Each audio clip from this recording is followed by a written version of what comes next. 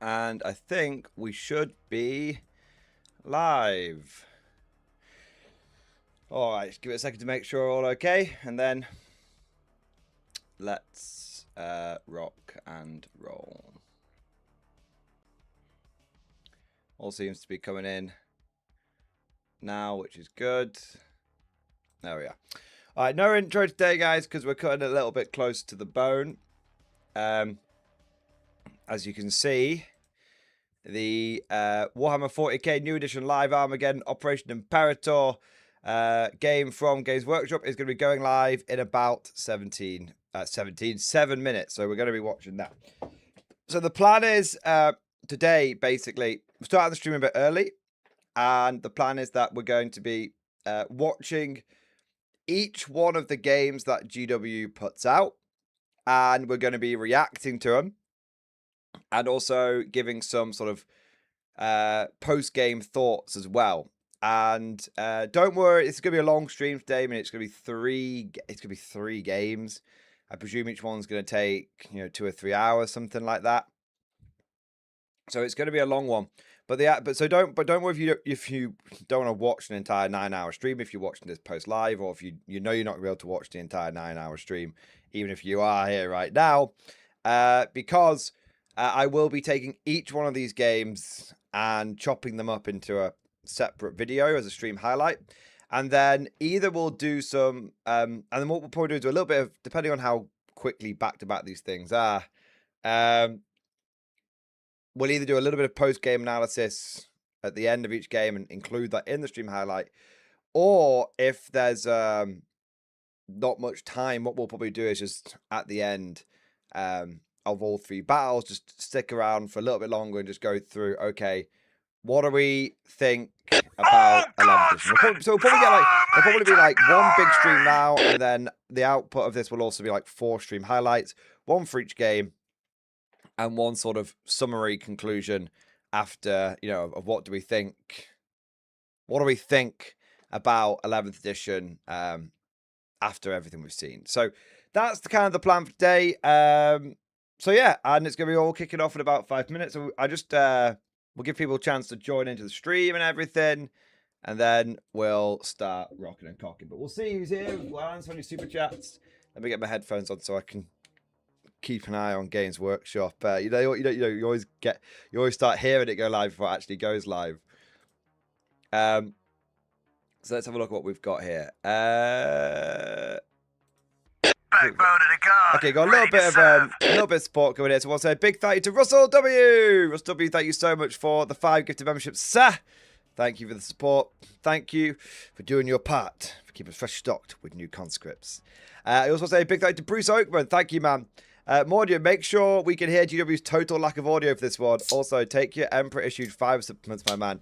Quick, clear legitimate meaning for you, the rest of us.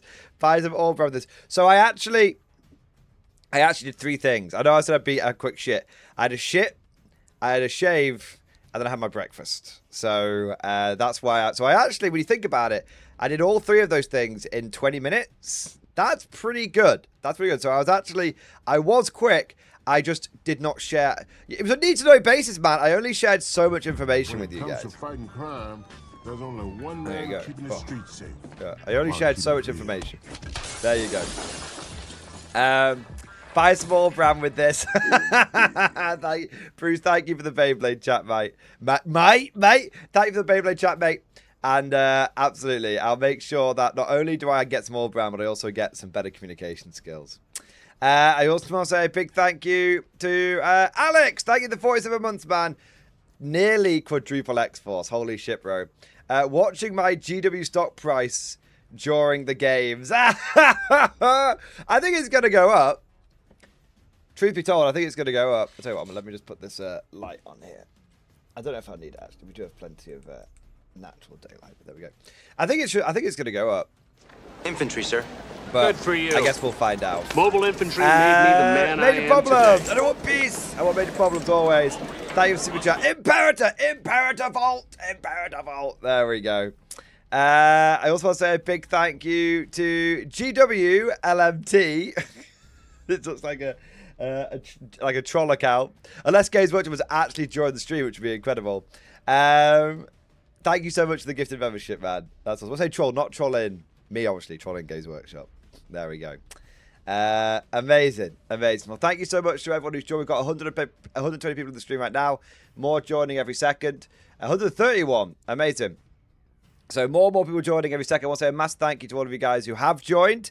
Don't forget to go ahead and like and subscribe. Look, I know it's cringe and every YouTuber asks you to do it, but it does make a big difference.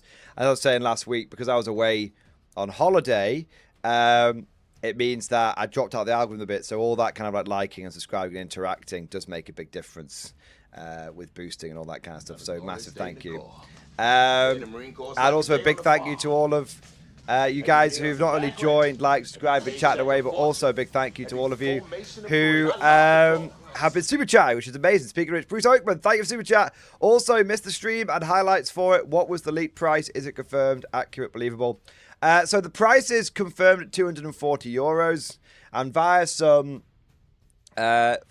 investigation, you can, and using the Games Workshop website, you can easily calculate what that will be in Games Workshop in Games Workshop UK and Games Workshop US prices, and so that's going to come in at about $300 US, although that's give or take maybe third-party discount and sales tax and stuff like that. And then also in the UK, you can work it out that way as well. So, so there we go. Backbone of the guard, ready to serve. As well as I've not got my wedding ring on. Get right. So just before it goes live, I'm gonna 1 minute, make sure I'm not missing anything. Oh, it's starting soon. I'll tell you what, give me 1 second. I'm just gonna grab my ring and then we'll be back. Ugh.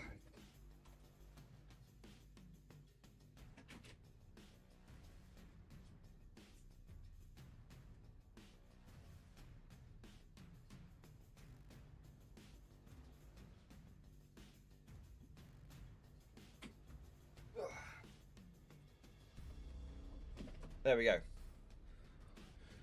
What is the math in the UK? 180, I think, was it in the UK. 180. There we go.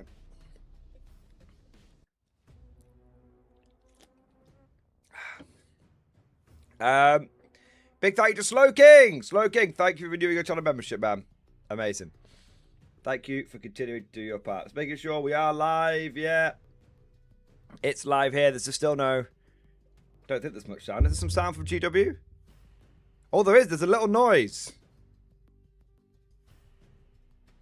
It's very... Guys, can you hear... Right. Just... I'll be quiet for a second. Can you hear that tiny bit of background music from the GW stream? Backbone of the guard, ready to serve. Okay, that's not it. That's my alert. But that tiny, like... It's like a tiny little, like, drum, like... It's really quiet. Oh no! Oh no! Wait, where are they doing the live stream from? Are they doing? I can show you guys so I can prove it so you know I'm not bullshitting you. So sorry for the infinite audio, but you see this bar down here? That shows that there is actually that's the audio currently coming from the GW stream. Oh no! Oh no! Well, I think aren't they doing this from America? Let's see if the American streaming team has managed to sort itself out, or are we going to go for the hat trick?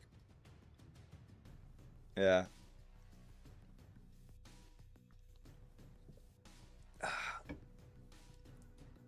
Let's have a look.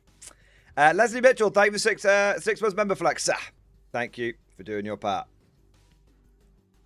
Is that an esports location in Texas? Isn't it, Avon Glory? Guess we'll find out. I think it is. I think they are doing it in America. That's why it's quite early in the UK, but it's like 8. Wait, actually, no, I can't. I think it's probably that's why it's starting at like 3 in the afternoon in the UK. But I think that's because they're doing it all day in the US. So, yeah, we'll see. Oh, it's 1 minute late. They're 1 minute late. Chat, late. Late. It is now officially 15:01. They are the GW stream is officially 1 minute late. It's officially 1 minute late. You guys don't look. If you guys land past me for being late, I expect full lambastation of GW for being a minute late. There you are. They also had to take a shit. I love that. I tell you what, give me 1 second. I'm just going to put a different. I'm just swapping my scenes around there. There you go. It's just so I can keep an eye on like viewer stats and stuff on my third screen, so I don't have to like you guys don't need to worry. It's a little back end thing. I'm just playing around my back end just to make a very small improvement to the quality stream. From my perspective, you guys won't even notice it. There you go.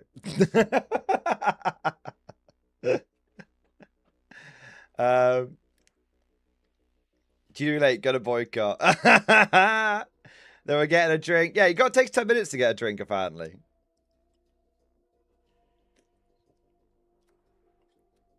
All right. Just joined. I was playing around my back end. That's the way. That's the way you like it, fan gesture. That's the way that you wouldn't have it any other way. All right. Hey, would you rather I played with my back end or your back end? Don't answer that question, chat. I know what you're all like, you bunch of degenerates. Well, they're now officially 3 minutes late. I'm just gonna see. We got the chat here.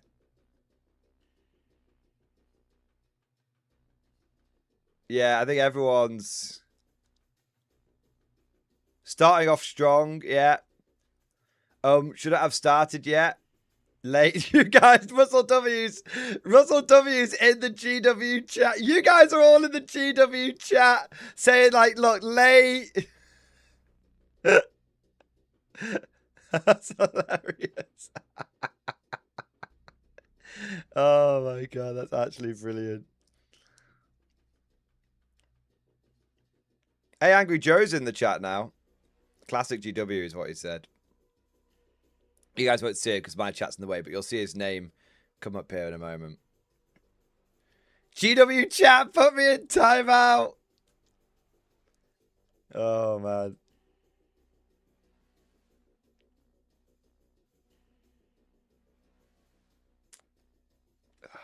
And it's so funny seeing people in the MG chat basically trolling the GW chat. That's actually hilarious. All right, they've said official Warhammer. The stream will start shortly. All right. I don't know. Should we include this bit? Backbone of the guard, ready to serve. Should we include this bit in the? Should we include this bit in the live reaction? No, I think we'll trim this bit out. All right. We'll see. Board Baobab, thank you for the 6 months, man. Glad you're doing a stream. Rather watch you. That's very kind of you to say, man. Appreciate it. Yeah, and thank you for reminding me. We've got 211 people in the stream right now. Thank you so much to all of you for joining. You're all fantastic. And I appreciate you for joining this stream amongst the probably several thousand reaction streams that are available right now. I do appreciate you guys who are who have chosen this one, so thank you. Not to get all soppy and wanky, but I do appreciate it. There you go. You heard me. Said Cree. Praetorian Dwarf, thank you for the chat. I've heard that the pre-paint terrain will be 420. Yeah, I mean, I imagine I think you're probably getting trolled because 420 is a if GW has actually released it at 420, that would be an ultimate troll because they must have set that price when they were high. If it is 420, I don't think it will be. If it is, all that will happen is other people will, other companies will fill in the gaps. Yeah. High prices, high executives. Yeah. There you go. Russ W is placing timeout in the GW chat. Do we want to keep the GW chat here, or do we just want to get rid of it? I think it does make it, significant because it cuts off the top and the bottom here. So I feel like when I'll keep it up now. I'll keep it up now, just so we can make sure that this hasn't like crashed and we can see the reaction in chat as like the canary in the mine, as it were. And then when it goes live, we'll get rid of the we'll get rid of the of this chat, and we'll just keep our own. We don't want the GW chat, you know. I wonder if you can see how many people are in the GW stream right now. It's not actually saying. I'll have a quick look. 7,600. 7,600 is quite a lot, but I don't know. I feel like I guess it's midweek, is it? Oh no, it's bank holiday though. Is it bank holiday in the US? The reason I'm asking is there may be if they did Memorial Day here. So okay, right. So it makes sense of doing it on the Monday then. There's only one man keeping the streets safe while keeping it real. It makes sense doing it on the Monday. They can Indeed. yeah, it makes sense doing it on the Monday then. Yeah. I was wondering if they like, but then to be fair, if it's a bank holiday and they've only got 7,000 people watching it, I don't know. I mean, I'm over here wanking. Yeah, I'm over here lambasting GW whilst I've got my mighty. Well, you know what? I actually think 235 people watching the stream is pretty good, to be honest. I remember a time. I'll tell you what. Whilst we're waiting for GW to sort its life out, I'll regale you with some of the old days, the old times. I remember when I used to do live streaming back in the first year of doing this. I'm on 4 years of doing this full time now, guys. Crazy that, isn't it? Like officially, I've been doing it for more than 4 years. And I remember, you know, back in the day, going live and being like, holy shit, 20 people. And then I remember like getting like my first like 40, 50 people in the stream. And I was like, if it never gets any bigger than this, I'll be happy. Like, this is just amazing. Thank you so much. And now we're fucking now we're at 250. So yeah, it's amazing. So yeah, no, thank you to all of you who joined in the early days, and thank you to all of you who are here now. And whether you've been here since the beginning, or whether you've just been joining more recently to the community, it's genuinely. I often get a little. I don't know. I get a little just like happy to see like how far things have come and everything. So yeah, like, no, thank you. It's definitely it's even after doing it 4 years, it's definitely a bit. It's still a very novel experience, you know. It still feels like I feel like I've got a bit more confident at doing it, but it's definitely not lost the shine, the luster. Like, I still very much enjoy doing it. So yeah. Devil Lord, I lurked for a few years. Well, I love lurkers. I never understood why there's sometimes on line communities where they sort of like lambast lurkers. I think that every internet community is built on a massive foundation of lurkers, and so I'm like, you know, lurk away, I say. Lurk, chat, do what you want. Yeah, as long as you're here enjoying the content, that's the main thing. We've got a couple of super chats coming in here. Board Baobab, thank you for super chat. The other option was Varak, so win for me. Hey! I bet Varak's got a few people in the stream right now. I can't bother going over and checking. Someone in chat will do it, but I bet Varak is probably got a few boys in his chat right now. There we go. There you go. What do we got next? Chicken Detonator, thank you for super chat.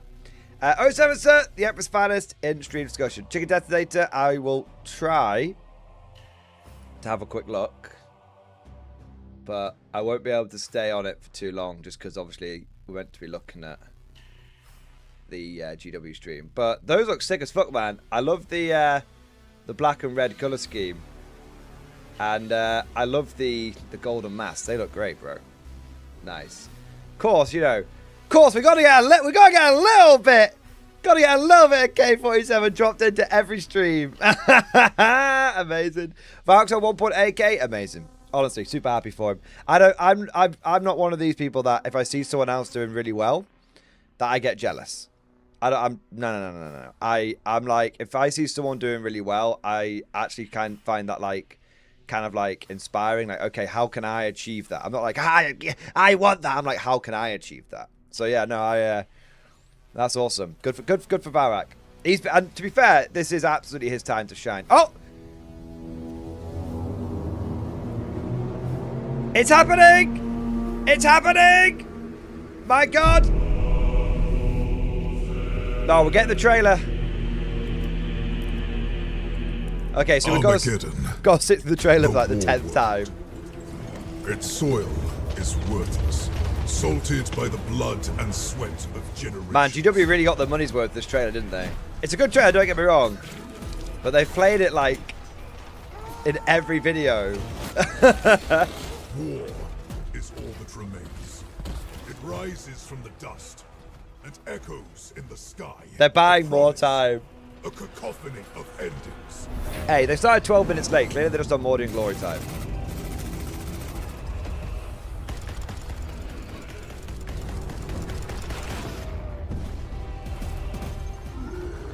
Look, not to be a negative Nelly, but I've always, not always thought, I feel like the sound design is so off on this trailer. Like, the way the guy with the sword and shield beginning to go, is the same roar as the Blood Angel guy going, like they reused it. And then the Dakarig when it's shooting is not, the sound of its gun doesn't match the output of its bullets. So it should be like, it's like, and yet you see the amount of shells it's putting out. See what I mean? So yeah, the sound on this one's a bit off. It's not as good as the Yarrick one. The Yarrick one was a lot better.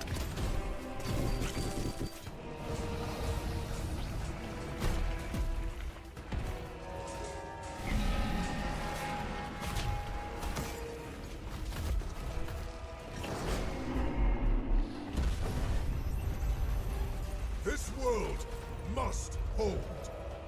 There can be no retreat. There can be no mercy. There can be no peace. Yeah, that roar right there. I always think is so wimpy. Anyway, let's watch the battle report. I'll stop complaining.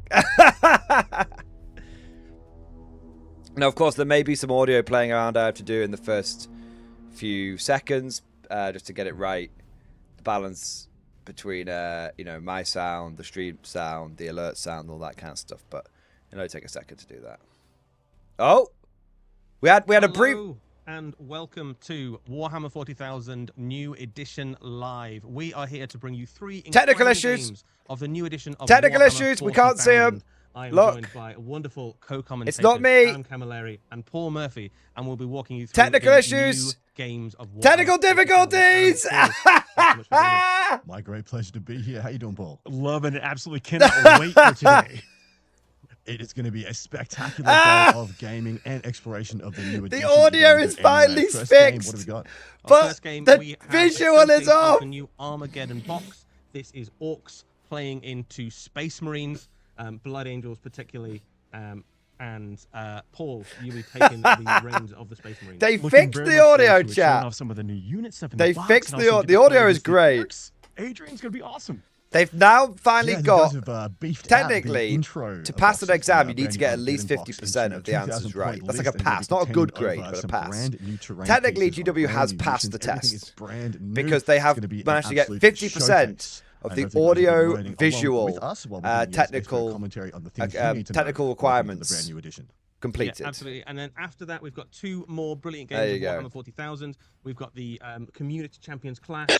Oh, they fixed it! Ready to serve. Hey! Brand new, Okay, they fixed it, but look at what the fuck is this? 1 minute. Very different armies. Yeah, we got 6 players. What year is this? What camera is this? Versus a Death Guard, and then that last game. Oh my lord, we have a showcase for you guys. A rematch for the World Championship. No, seriously. Why is this bit cut off here? Why is this bit cut off here? Why is this bit cut off here? That's like, you see my map, yeah. They've not set the fucking aspect ratio correctly. And it's, for the brand new edition. So hopefully we've got a really great. This is 1080p and it's not 1080p. Oh my god. Models in that fight. Tune in for this first. They've not set it up right. They've not. Oh I can show you what they've not done. I can show you that this is so amateurish. It's unbelievable. I can literally show you exactly what they've not done. In fact, we don't give a shit what these guys are saying. Let me show you, right? Let me show you, right? Chat. So, again, Infinite Mordian. So basically, all they need to do is just stretch this so it fits the screen. That's all they need to do. And they haven't done it. By the way, GW Spy, if you're watching live, that's all you need to do on OBS, okay? You're going to be seeing in their last game did indeed take down that set Dallas Open. Liam VSL piloting the Eldari for you in our last game. Like, they can't even, like, fucking just pull a box to stretch the thing. I don't know, 11th, 12th, 35th game of the weekend. Momentum's going to carry him forward into another win against Ziggler, or can't try to win against Ziggler. Look, it has every opportunity. All right, guys, so what do we think about Conflict 47? As we go, what have we got up next? Yeah, so absolutely. It's not in the budget. It's the Game Boy camera. You've got the Space Marines from the Armageddon. Does it have an unregistered Hypercam 2 watermark in the corner? It does not. How are you feeling about taking the Space Marines into this new edition, playing the first game, the first live game of the game? I think it's going to be awesome. I think they're very well suited to do a lot. Well, they had no video seconds ago, so 100% improvement. That's true. Wait to see how it goes. Indeed, of course. That's true. Everything we've been talking about, and I'll follow along with a lot of what we're going to be unpacking over at Warhammer. Fucking hell. Of course, exclamation point new 40k will give you a huge amount of links of a great amount of information, and exclamation point. I am actually. We'll tell you about all of. I'm so glad that I stayed up to build these automated infantry. I suspect we'll be having to paint them as part of the stream. Right, so next up. Yeah, How you feeling about your prospects? I will say there's a lot of green on the other side of this field. We'll see. We're already actually deployed over there and about to jump into it. They've not even. Obviously, it gets a great player. Look, I know I'm often very late, but they haven't even got the armies deployed yet, guys. Slightly new changes. I think quality of life improvements. I can't. They haven't even got the armies deployed yet. They're clearly running. They're running behind. The stream setup's not right. Very fine choice. Oh my god. They go back a long way. Very venerable. Like literally, look. Do you see how like as old as the game? The brand new miniature coming out in the box set for Assault. Oh, maybe we've done it. Is there anything I think the reason they've done it the way they've done it, right? Yes, all the orcs. It's because they want these. They want these names to line up with these guys. Which is, so they're trying to they're trying to get the two overlays, the two scenes to work together, and they're like, well, we'll have to make this one smaller for that to work. I mean, this. I mean, it's not that hard where you could have the camera full screen and have the names lined up. It's really not that hard. Crazy. Crazy. By the way, Bob Bab, thank you for the 10 gifted memberships, man. Appreciate it. Trevor, thank you for the 4 months. They spent all their video budget on audio. I love it. Tribute to multi-million pound, by the way. Dude, multi-billion pound. GW is worth £6 billion. They're worth more than the entire UK fishing industry, and we're an island. Kango, thank you for super chat. Have you tried to buy a decent webcam in Nottingham? It's tricky. Dude, it's not even in Nottingham. This is in Texas. And of course, Paul here, you have. Whenever GW does their streams in the UK, they're actually good. A little bit of pressure. Whenever they do their streams actually in the UK, they're good. When they do them in America, I don't know what's going on with the American audiovisual team, but it's very, very bad. Set up and prepared already, Paul. You've already kind of done out your deployment, and I think we're hopping over to the board in not too distant future. It's a great looking battlefield as well, isn't it? It absolutely is. The new terrain is going to be. I will say this as well. And also the new layouts. The audio isn't perfect. It's going to be fun. Indeed. Of course, we're joining. The audio isn't perfect, and I'll tell you why the audio is not perfect. Because Eddie sounds much quieter than these two. Mobile infantry made me the man I am today. So that was me turning the audio down. But listen to Eddie and then listen to these guys. So firstly, that's that. Yes. You guys look familiar, right? And over on the Warhammer community website, so some people have already seen a rule that maybe has gone, oh, that sounds like it pops really well. So Eddie is much quieter than the rest. And guys, guys, can you see the one thing on screen which is maybe hinting that the audio wasn't going well? Look at the screen, look at the presenters, and you tell me if you think they've had any audio problems. I don't expect that to change. Sit down, strap. Wargaming for fun's got it. Why do they have mics in front of them? Why do they have mics in front of them and then headphones with microphones? Got about 5,000 points of orcs at home. I thought what a West was needed. Well, also on Armageddon. Why do they have two? Yeah, you got there first. Yeah. He won the race. Yeah.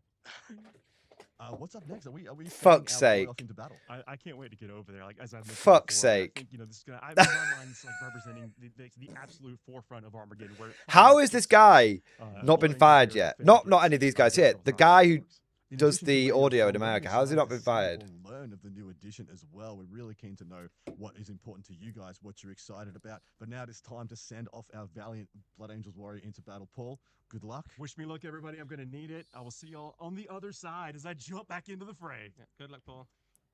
Okay, so they've been waffling a bunch of shit. Okay, it's looking better now. It's looking better. Ready for Okay, the game? here we go. Do it.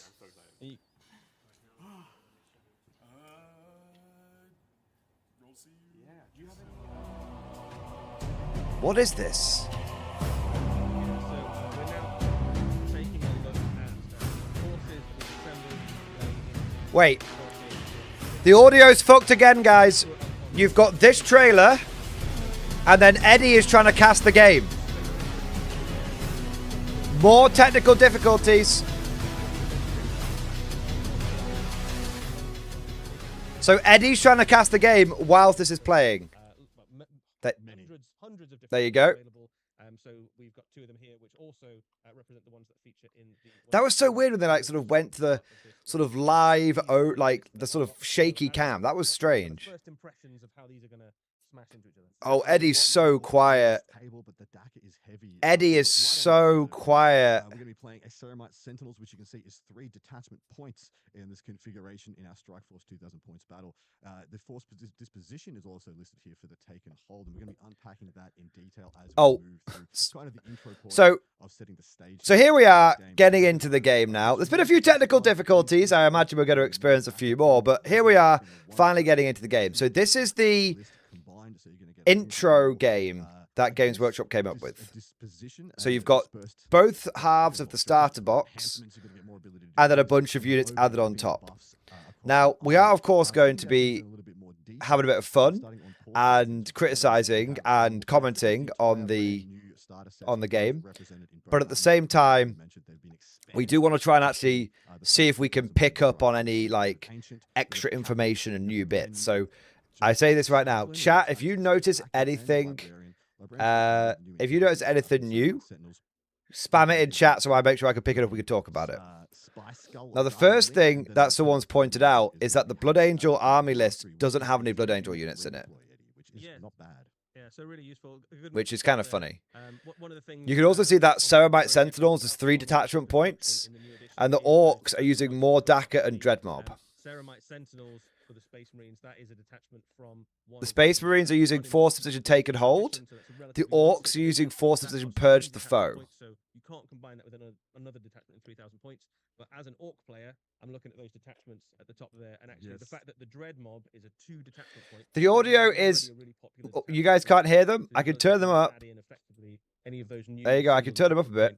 But Eddie is very quiet. So a lot of the 6, what we had from our previous edition, the 6 stratagem-esque detachments, you will usually be starting, a bit higher. I've turned it up a bit on the actual stream. Hopefully you guys can hear that now. More sandboxed in Better? the rules that they apply to, like the Dread Mob, where you'd be, applied to your walkers, your grot units, etc., like that. I just turned it down a second whilst I was just doing a bit of a chat. In making, or taking as many models as they wanted, making something that's a little bit more robust and has a bit of everything. You really we do have the targeted choices in your army to get the most. I might attachment. change Now the that's position no of longer where the no chat longer is. the case. You can have an auxiliary force you can attach on side your Dread Mob. Let's say you're taking a lot of Morkanauts, Walkanauts, grot bits and pieces, and you can also attach a bunch of other units in there as well. It's going to be really, really cool to see how people flesh out their forces and get a lot more juice for the squeeze, so to speak. But running straight back through.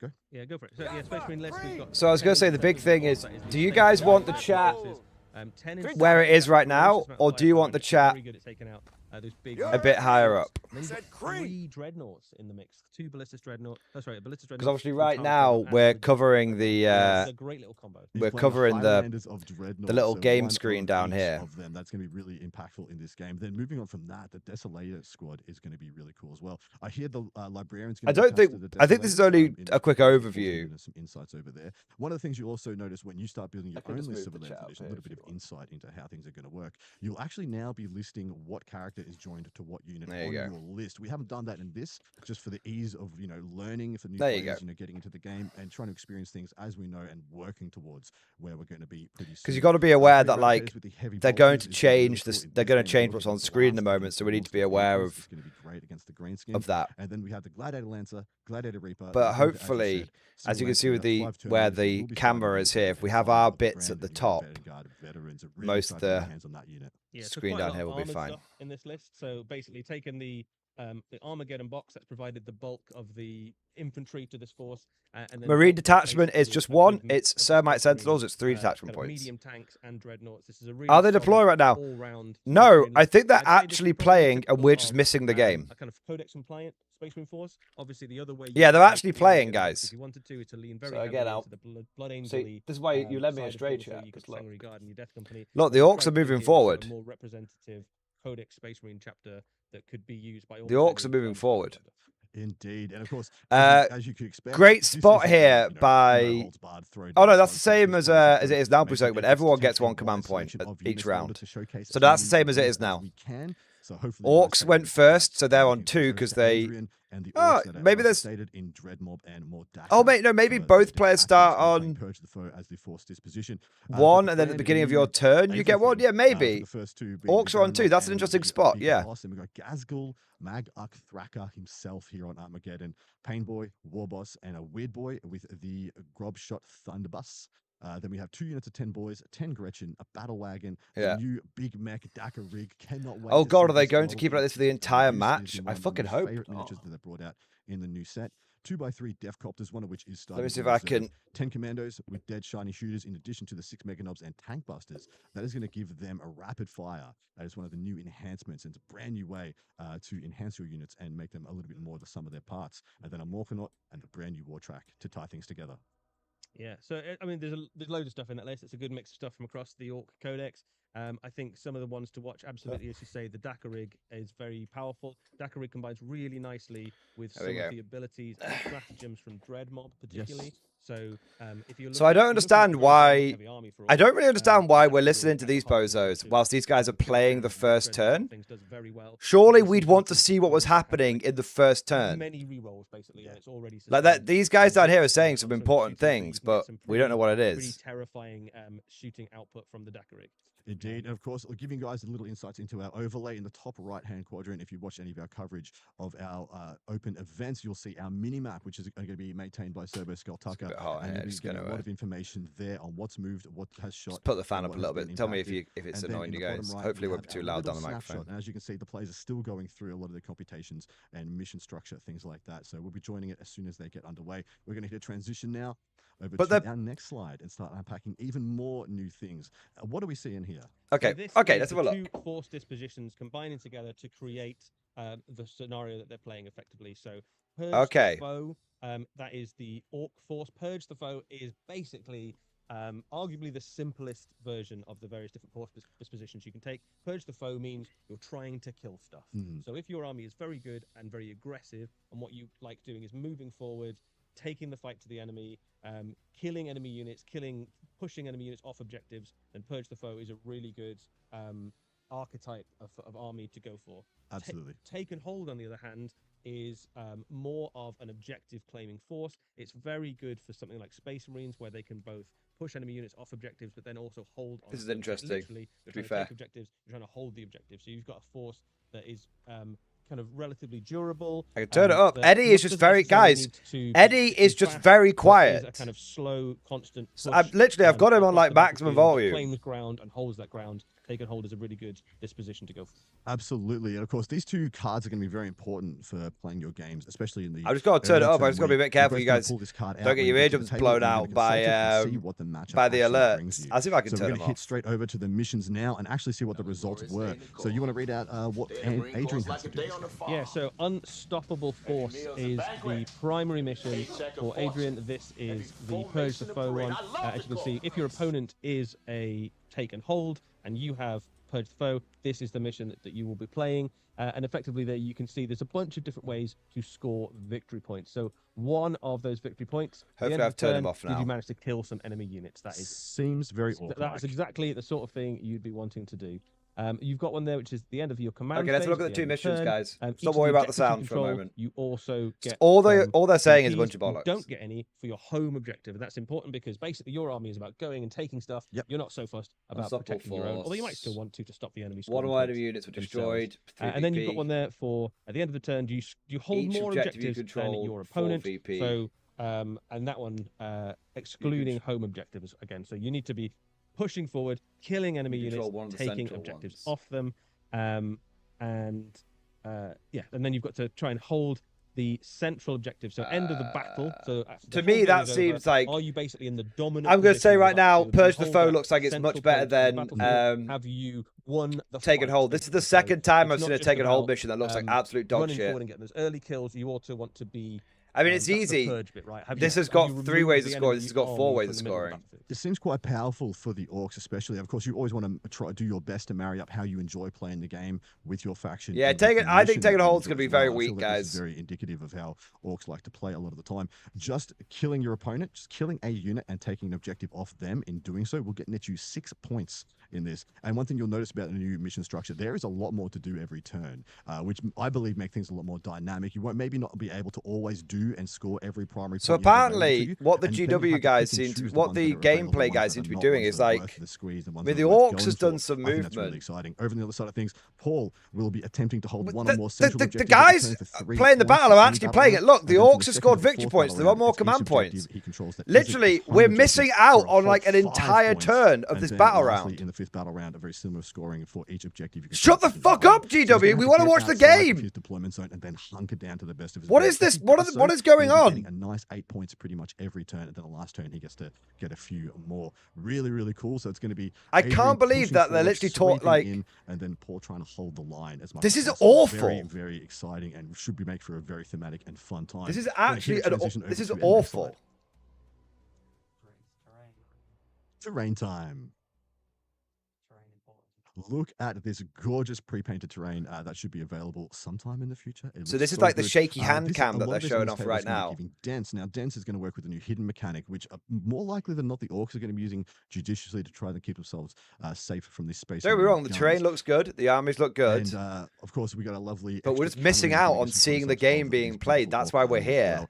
And so when you're in that terrain and you have it fired, you will be hidden. So you'll have an exclusionary zone where you can't be interacted with. Terrain time. 15 inches. Now negotiating that for found Paul, footage of the Warhammer movie. Needing to get out of his deployment zone to shoot while keeping himself as far away from the orcs as possible is really going to be. The game looks better. Don't get me wrong. What do you think about the terrain, Eddie? Yeah, so the terrain you're looking at on the battlefield currently is actually the stuff that comes as the unpainted version of the new terrain. So we've already announced that there's basically 2 different versions of new terrain coming out. All of it designed for the new edition specifically. This is the version that comes as a basic plastic kit. You can assemble yourself and you can paint it up. This has been painted by the wonderful team over Warhammer Plus Battle Reports. Terrain changes significantly in the new edition of Warhammer 40,000 in a whole bunch of ways. There's everything from being able to hide units, which is very useful for things like this is the unpainted version of the pre-painted terrain that they've painted. So does that mean the stuff that they showed off in the trailer was the unpainted stuff painted well? Gaining cover from terrain now generally are at -1 to hit in shooting, and that does change the dynamic. Certain guns become less effective shooting into units in terrain. Certain guns might become more effective. It depends on the type of gun that is I firing. wonder if that means we haven't actually seen Generally what the pre-paints speaking, of it's a lot meant of to the look like yet. AP1 weaponry in the previous edition has Surely been they a little can't on have done the that, 'cause that's weaker just false side. Usually advertising. trying to either engineer That's mass misleading. AP zero fire and then use sustained hits and lethal hits to try and generate your value. Okay, we're and then seeing going to things. We're mass seeing AP2 things. or better guns. We're seeing so I'm really things. excited to see AP1 guns start to get a lot more agency back into the It's game. basic bolters and stuff, isn't it? It's Exactly. It does look a it's lot standard better Space top Marine down. bolter, That does sort look of thing. nice. A lot of the kind of battle line units or like medium elite level units, that sort of thing. A lot of the anti-infantry weapons become quite effective. I will The say other thing you'll this. notice about some of the deployments. Everything's still In hiding. the current Look, edition of Warhammer 40,000, everything is hiding. Is to clump their units behind walls in pieces of terrain. Yep. And that's arguably less important now early in the game, because as long as the enemy doesn't move within 15 inches of These you, commandos are if dying. you haven't fired yet, you can't be shot at. So for example, you can see the Grot unit up in the top right-hand corner of the battlefield. He's on the ruin, of Warhammer 40,000 but because they could be targeted. But in the new edition, they're getting of Warhammer shot from 40,000, something. But we don't know what they're getting shot they from can't be targeted because they're unless getting the enemy pushes very forward, and they're unlikely to do that. Correct. To kill one to kill unit, Gretchens. right. Yeah, are you going to project, a sprint out of your deployment zone to kill a unit of Gretchen on the backfield? I just want to know what's happening in the game. All right, so we've had turn 1 underway. The prediction should be up for you guys over on Twitch. Go and cast your vote. Who's going to win this battle? We had turn 1 taken by the Orcs, and they just did a very simple moving outside and staging in these and off these terrain pieces. We've switched already staging, over I to the see. Is it bottom of 10th turn edition 1, or 11th edition and, that we're in playing? fact, yes, they are. Adrian had an extremely fast Orc turn, and we've just seen an activation from the Desolators targeting this unit of commandos in the middle. A couple of them have been removed so far. Okay, so the Desolators are terrain targeting in the battlefield, Orcs. it's worth saying, when you generate your mission, Out of it line of also sight. generates you the terrain map. Correct. So if you have a think about the objectives that those players were trying to achieve, you've got Wait, quite why a are lot of the end game stuff is built around the Guys, central piece why are of there scenery blue models? in the middle. The new edition of Why are Warhammer there blue Space 40,000 Marines on the doesn't board, use guys? circular objective markers. What it does instead is say that certain pieces of terrain are the objectives. So that large central building in the middle of the battlefield is one of the noticed there's objectives, and Ultramarines it's a in this central game. objective, so that earns victory points for both of those players if they hold it at the end of the game. No, So it's you can all the see same detachment, story, the Eli. narrative It's of all under this battle Thermite Sentinels. It's is 3 detachment, 4 gearing you detachment. towards basically a fight for the center. So Indeed. your Why early didn't they- movement, you why might hasn't see GW that just the brought army's enough kind of Blood pushing around the Angels? side, trying to set up their play, but there is a huge amount of points on offer for the army that is able to. Why finish isn't the the £6 game billion on that company objective. painted It's up not enough the Blood only way you can win, Angels certainly if you've not for got the any intro points up battle until the end report? of the game? That can't be the only play, but there's a big chunk of points in the center there. Absolutely is for both players as well. Right now, we're seeing the activation of. I'm not the saying they brand new can't landscape do it. at the I'm top of saying, screen right now, investing why further into didn't they make all the Death Marines Multi-Melters look due to like Blood cover, both Angels hit on for the with hit intro on game fours, even with Oath of featuring the Moment. Blood Paul Angels? was unable to get any hits, and now the Onslaught Gatling cannon is activating now. Looks like he's only put 1 wound, unfortunately, on the Death Copters. It'll be a safe to come right now. Yeah, so it's worth talking about the way that. Cover Okay, is that's a bit granted to better. We're finally units. getting. That's one of the things. We're one of the finally getting questions to a we've good got look at the actually is, game. infantry and things like swarms. It does look good. It's quite easy to get cover saves because It does look as long good. as you're on a piece of No, scenery. you're absolutely right. I misspoke. As Continue. long as you're on a piece of scenery, you can gain it. But things like vehicles and monsters, it is still possible to get cover saves. And actually, if you position correctly across the battlefield, you can gain them. And effectively, what you're trying to do is put a piece of scenery between you and the thing that's firing at you. So something like your Death Guard, which I think are mounted rather than infantry, they can gain it like that. Yes, the land speeder has finished firing right now. It's rolling its reactive move after it fires on its data sheet ability. It will move. Okay, we're finally and, getting that's into it. Paul Murphy do that Oh, right no! now. So after firing, you will get a little move. Off No, that's the all land right. speeders. I think it's a very. That's powerful okay. ability. It's get one okay. that It's I'm really warming up. excited to see in action. It's heating up. It's And heating there up. we go, Okay. off to the races. I think he's We- using it to block, isn't he? That he's kind of taken the shot and then kind of moved it up Yes, to kind of get in the way. Using it as a movable shield. Doesn't want his ballistas to be shut down next turn. I think is the key there.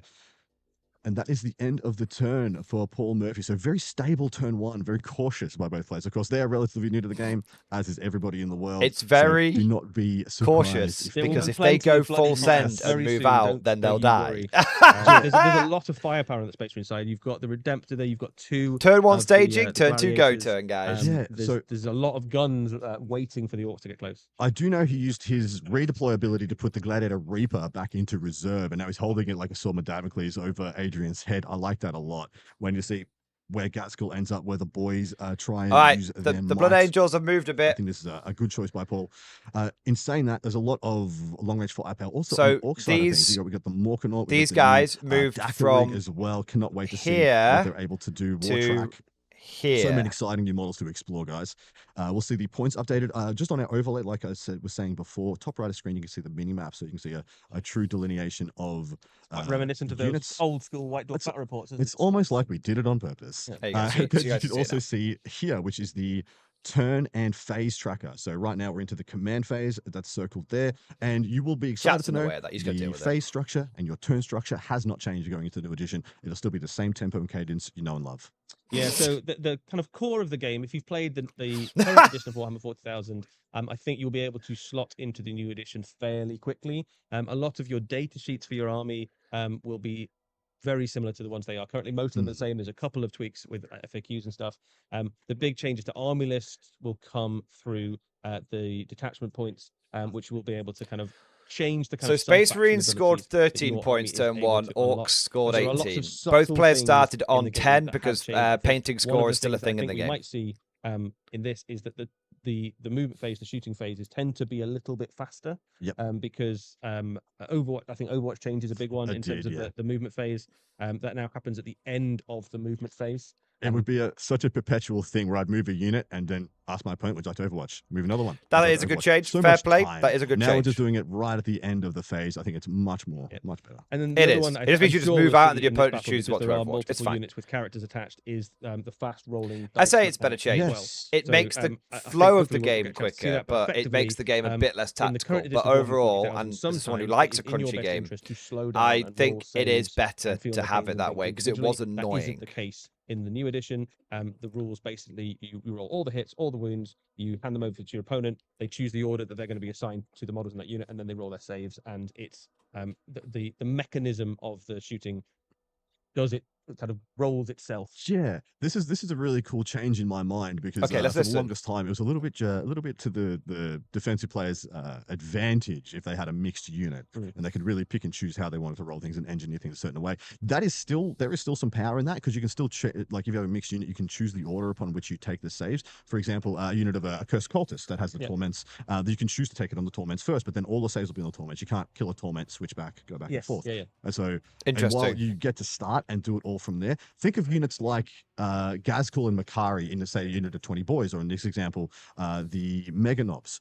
If you have 20 boys and you don't have any real save apart from a t-shirt on the boys, you get to roll all your saves at once, take all the 1s and 2s out for all the boys being harmed. Let's say you got 6 boys left, you make 12 saves. All the 1s and 2s, you get to choose the lowest rolls to take out the boys, and then Makari's invuln just bang, bang, bang, bang, bang, blocks out the rest at the end. So there's plenty to enjoy there from the general ship point of view still, but it's going to speed up the engagement a lot more. And what you tend to find more often, certainly Wait, when you've got what? a very big difference between how durable the character is and how durable the unit is you do tend to find more instances where a lone Did they just character say is how not, you roll alive. all of the Particularly if saves they and you had just an apply it to the invulnerable best save, save in the or they had a unit? better save. But the mechanism of rolling is very quick. The example that the rulebook uses, because it calls out an example, is Celestine, 2 Gemini in a unit of Battle Sisters, which is like a weird mixed unit. It is. But the rules kind of walk you So through if I what take an happens, and Ogre and hopefully the bodyguard, ambiguity of that goes away. put it in plays a very command smoothly in squad, practice. attach the command Right, squad we're going to get a full to a platoon score of breakdown for you guys. Get a look guardsmen. in at this secondary. My side guards would have join, got a 4+ invulnerable joined save. by Adrian. Of course, he has Unstoppable Force as his disposition. He's currently sitting on 18 victory points, getting 3 on turn 1 for What? primary. He did get Secure No Man's Land, which he achieved for 5. Outflank, unfortunately, was a little What? Not the right timing for it. So he's actually just held it. What? And one of the awesome things you can see here is we've got achieved, held, and discarded. It will be the 3 things and words you'll see on the status being a new thing we've added to our overlay. Yeah, it's worth talking about the way that secondaries work into the new Yes. edition. So one of the things Swordsman that you will Smith, notice it is can't be like that. the idea That's of the not secondaries is possible. fairly similar, right? So Yeah. you see a lot of recurring things that you've seen before. There are That's some huge, secondaries if that that's are how it this works. is basically the same thing I was trying to achieve in the last edition. One of the big changes is that sometimes when you drew your secondary. Certainly early in the game, you got when you. That's huge. I can definitely do that later. In the Exactly game, right. But I can't do it now. What This is the isn't best moment save for in it, your but then you unit? lose Just the use that. opportunity to score a nice big juicy kind of 5 or 6 points or something. Yeah, one of the exciting things about the game now is Yeah, Bruto, but go back and just confirm that, man. You can score 15 of any either primary or secondary in the So we're getting some turn. information So you here can hold all about the that. cards and Okay, really rack up GW, a I was couple of shitting on you at extremely first, but you're explosive starting turns, to but you can't have it all. And of you're course, you starting don't want to people, throw holding some it information out 5, there. 6, Okay, I'm 7, loving it. bang, I'm bang, loving bang, it. bang, bang, 35 I wasn't points, sure yeah. about what was going on with these But commentators at holding up first, to but I'm 15 kind means of you've into got it now. a tempo I'm kind out of when you decide I'm to kind of swing getting cards, into and it. you're All gonna go for right. ones that are going to line up better at some timings than others. Do you know So what's it's gonna be funny? a really cool timing tempo game. I think they're built doing it this into, way because if you missions just of the new watched the edition. game, it wouldn't Secondary is feel drawn that by different Adrian on his to turn 2, 10th is Display edition. of Might and But by behind having the enemy commentators lines. there, And that would they're be starting why, to when you add. saw him It makes it placing feel a dice in the lot top different, left-hand which quadrant, I he don't was looking to actually see if mind. he They could want the game use to look his, exciting. ability from his war, And not everything you're weird trying bow, to. sorry, The game might not pick to up everything that the you're jump trying to get into the show. battlefield for that behind Yeah. every line score. And of course, Display of Might, it's Orcs. He has more units. He's probably going to be able to get that.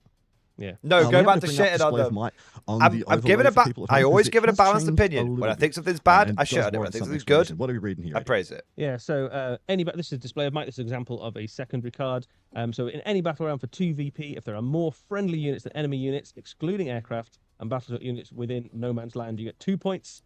And then in any battle round at the end of your opponent's turn, if there are more friendly units than enemy units, excluding aircraft and battle shocked units, within no man's land, you get 5 points. So you've got 2 different ways to score this one. I love this. This is a Interesting. confidence secondary now. So you can just walk out, and have more in no man's land and take the 2 points, bank the points, or you can hold it and bet that your opponent can't put more in their turn, and at the end of their turn. Interesting. So you can choose when to score it. Change that's going to make You can be like, I'm just going to take my 2 VP, or you can be like, I'm going to hold on to it. I haven't scored my points. You don't have to technically score. You're not forced to score it. You choose when to score it. You're Interesting. playing Orcs. You haven't used the Wa. You step up to get Display of Might, and you wave like 3 more points under their nose and be like, well, you got to come and do something about this. You want to step up to me? I love that kind of stuff being built into our secondary deck. And it's good as well because I think any chance where you have the opportunity for players to score Okay, more the points, example was shoot 20 boys, roll all saves, remove any ones and twos, that would kill boys, then take all the remaining hits on the invulnerable a mental brinksmanship game going on as well. The jump has occurred, guys. Here comes the weird boy jumping into the How would that backfield work? behind enemy lines. Is a great secondary. Of course, we're playing a hammer and anvil. Why would esque, ones we're and playing on twos the short remove edges, so very deep boys? deployment zones. But look at this wall. I don't think it's clear. From the Ceramite Sentinels blocking the front. I don't think it's clear. So very hard to break through the front. So he's just going to use the jump ability and go into the back. Now, the Death Copter is an interesting. So we've got these things we call staging positions. You'll see it on the mini map as well momentarily. No, I get the boys with shit armor, but these why would Death only Copters ones and twos dived kill the in, they're boys? touching the terrain now. Surely and a unlike worse save would previously, kill the boys. Where you'd have to have your surely whole base ones, in the twos, terrain threes, feature 4, in order to 5s shoot. They would just kill the need to boys, be right? touching the terrain outline. They just need to be touching this outline. People would say this is similar to what we had in the previous edition, where super towering, heavies. where they could just then the colloquial term was to tow into the terrain in order to unlock the fields of fire. Now pretty much everything works like that. And that is going to be a dramatic change for people at home. Things like these Redemptor Dreadnoughts with their big bases that, they don't move slow, but they don't exactly move Towing in's back, swiftly boys. either. At times they couldn't Towing get the whole in back of their is base on a back. terrain feature in order to use their That's a powerful huge guns. change. Well, now they just need to touch that terrain. Also means they could be Huge further back change. from the battle, right? Exactly. Massive. Exactly. So if you've got something like Tow in, see everything. Astra Militarum, right? So Imperial Guard, we're a little bit worried about some of the combat rules. They're like, will my tanks have a place? How will they work? Well, actually, you can sit quite deep and just kind of roll slightly into a terrain feature, and then basically the entire frontage of that terrain feature, as long as you draw a true line of sight to something, opens up. So That's huge. If you've only played 10th edition, you have no idea how massive that change is. Tow it into terrain was fucking huge back in the day. Like 4 or 5 inches. There's a reason it went away. It's crazy they're bringing it back. In the game, Paul Murphy has just rapid ingressed his Terminators onto the battlefield, as you can see in the middle of the screen right there. Rapid ingress is mostly unchanged. What is different now is the size of the objectives, and what Paul Murphy has just done is stolen the middle objective of Adrian, because usually if you were on an objective, the objective was of a certain size. There was no way for your opponent to rapid ingress or deep strike onto that objective. If you were touching it, you would just exclude them, even if they True line of sight is the same. If you're 1 inch into the control zone, right, I'll explain quickly. On it. Now we have terrain features that are if this and Paul was very much able to rapid in ingress 10th edition, into the corner, if this dreadnought wanted to see out of this ruin, the dreadnought would have to be wholly in the terrain, right?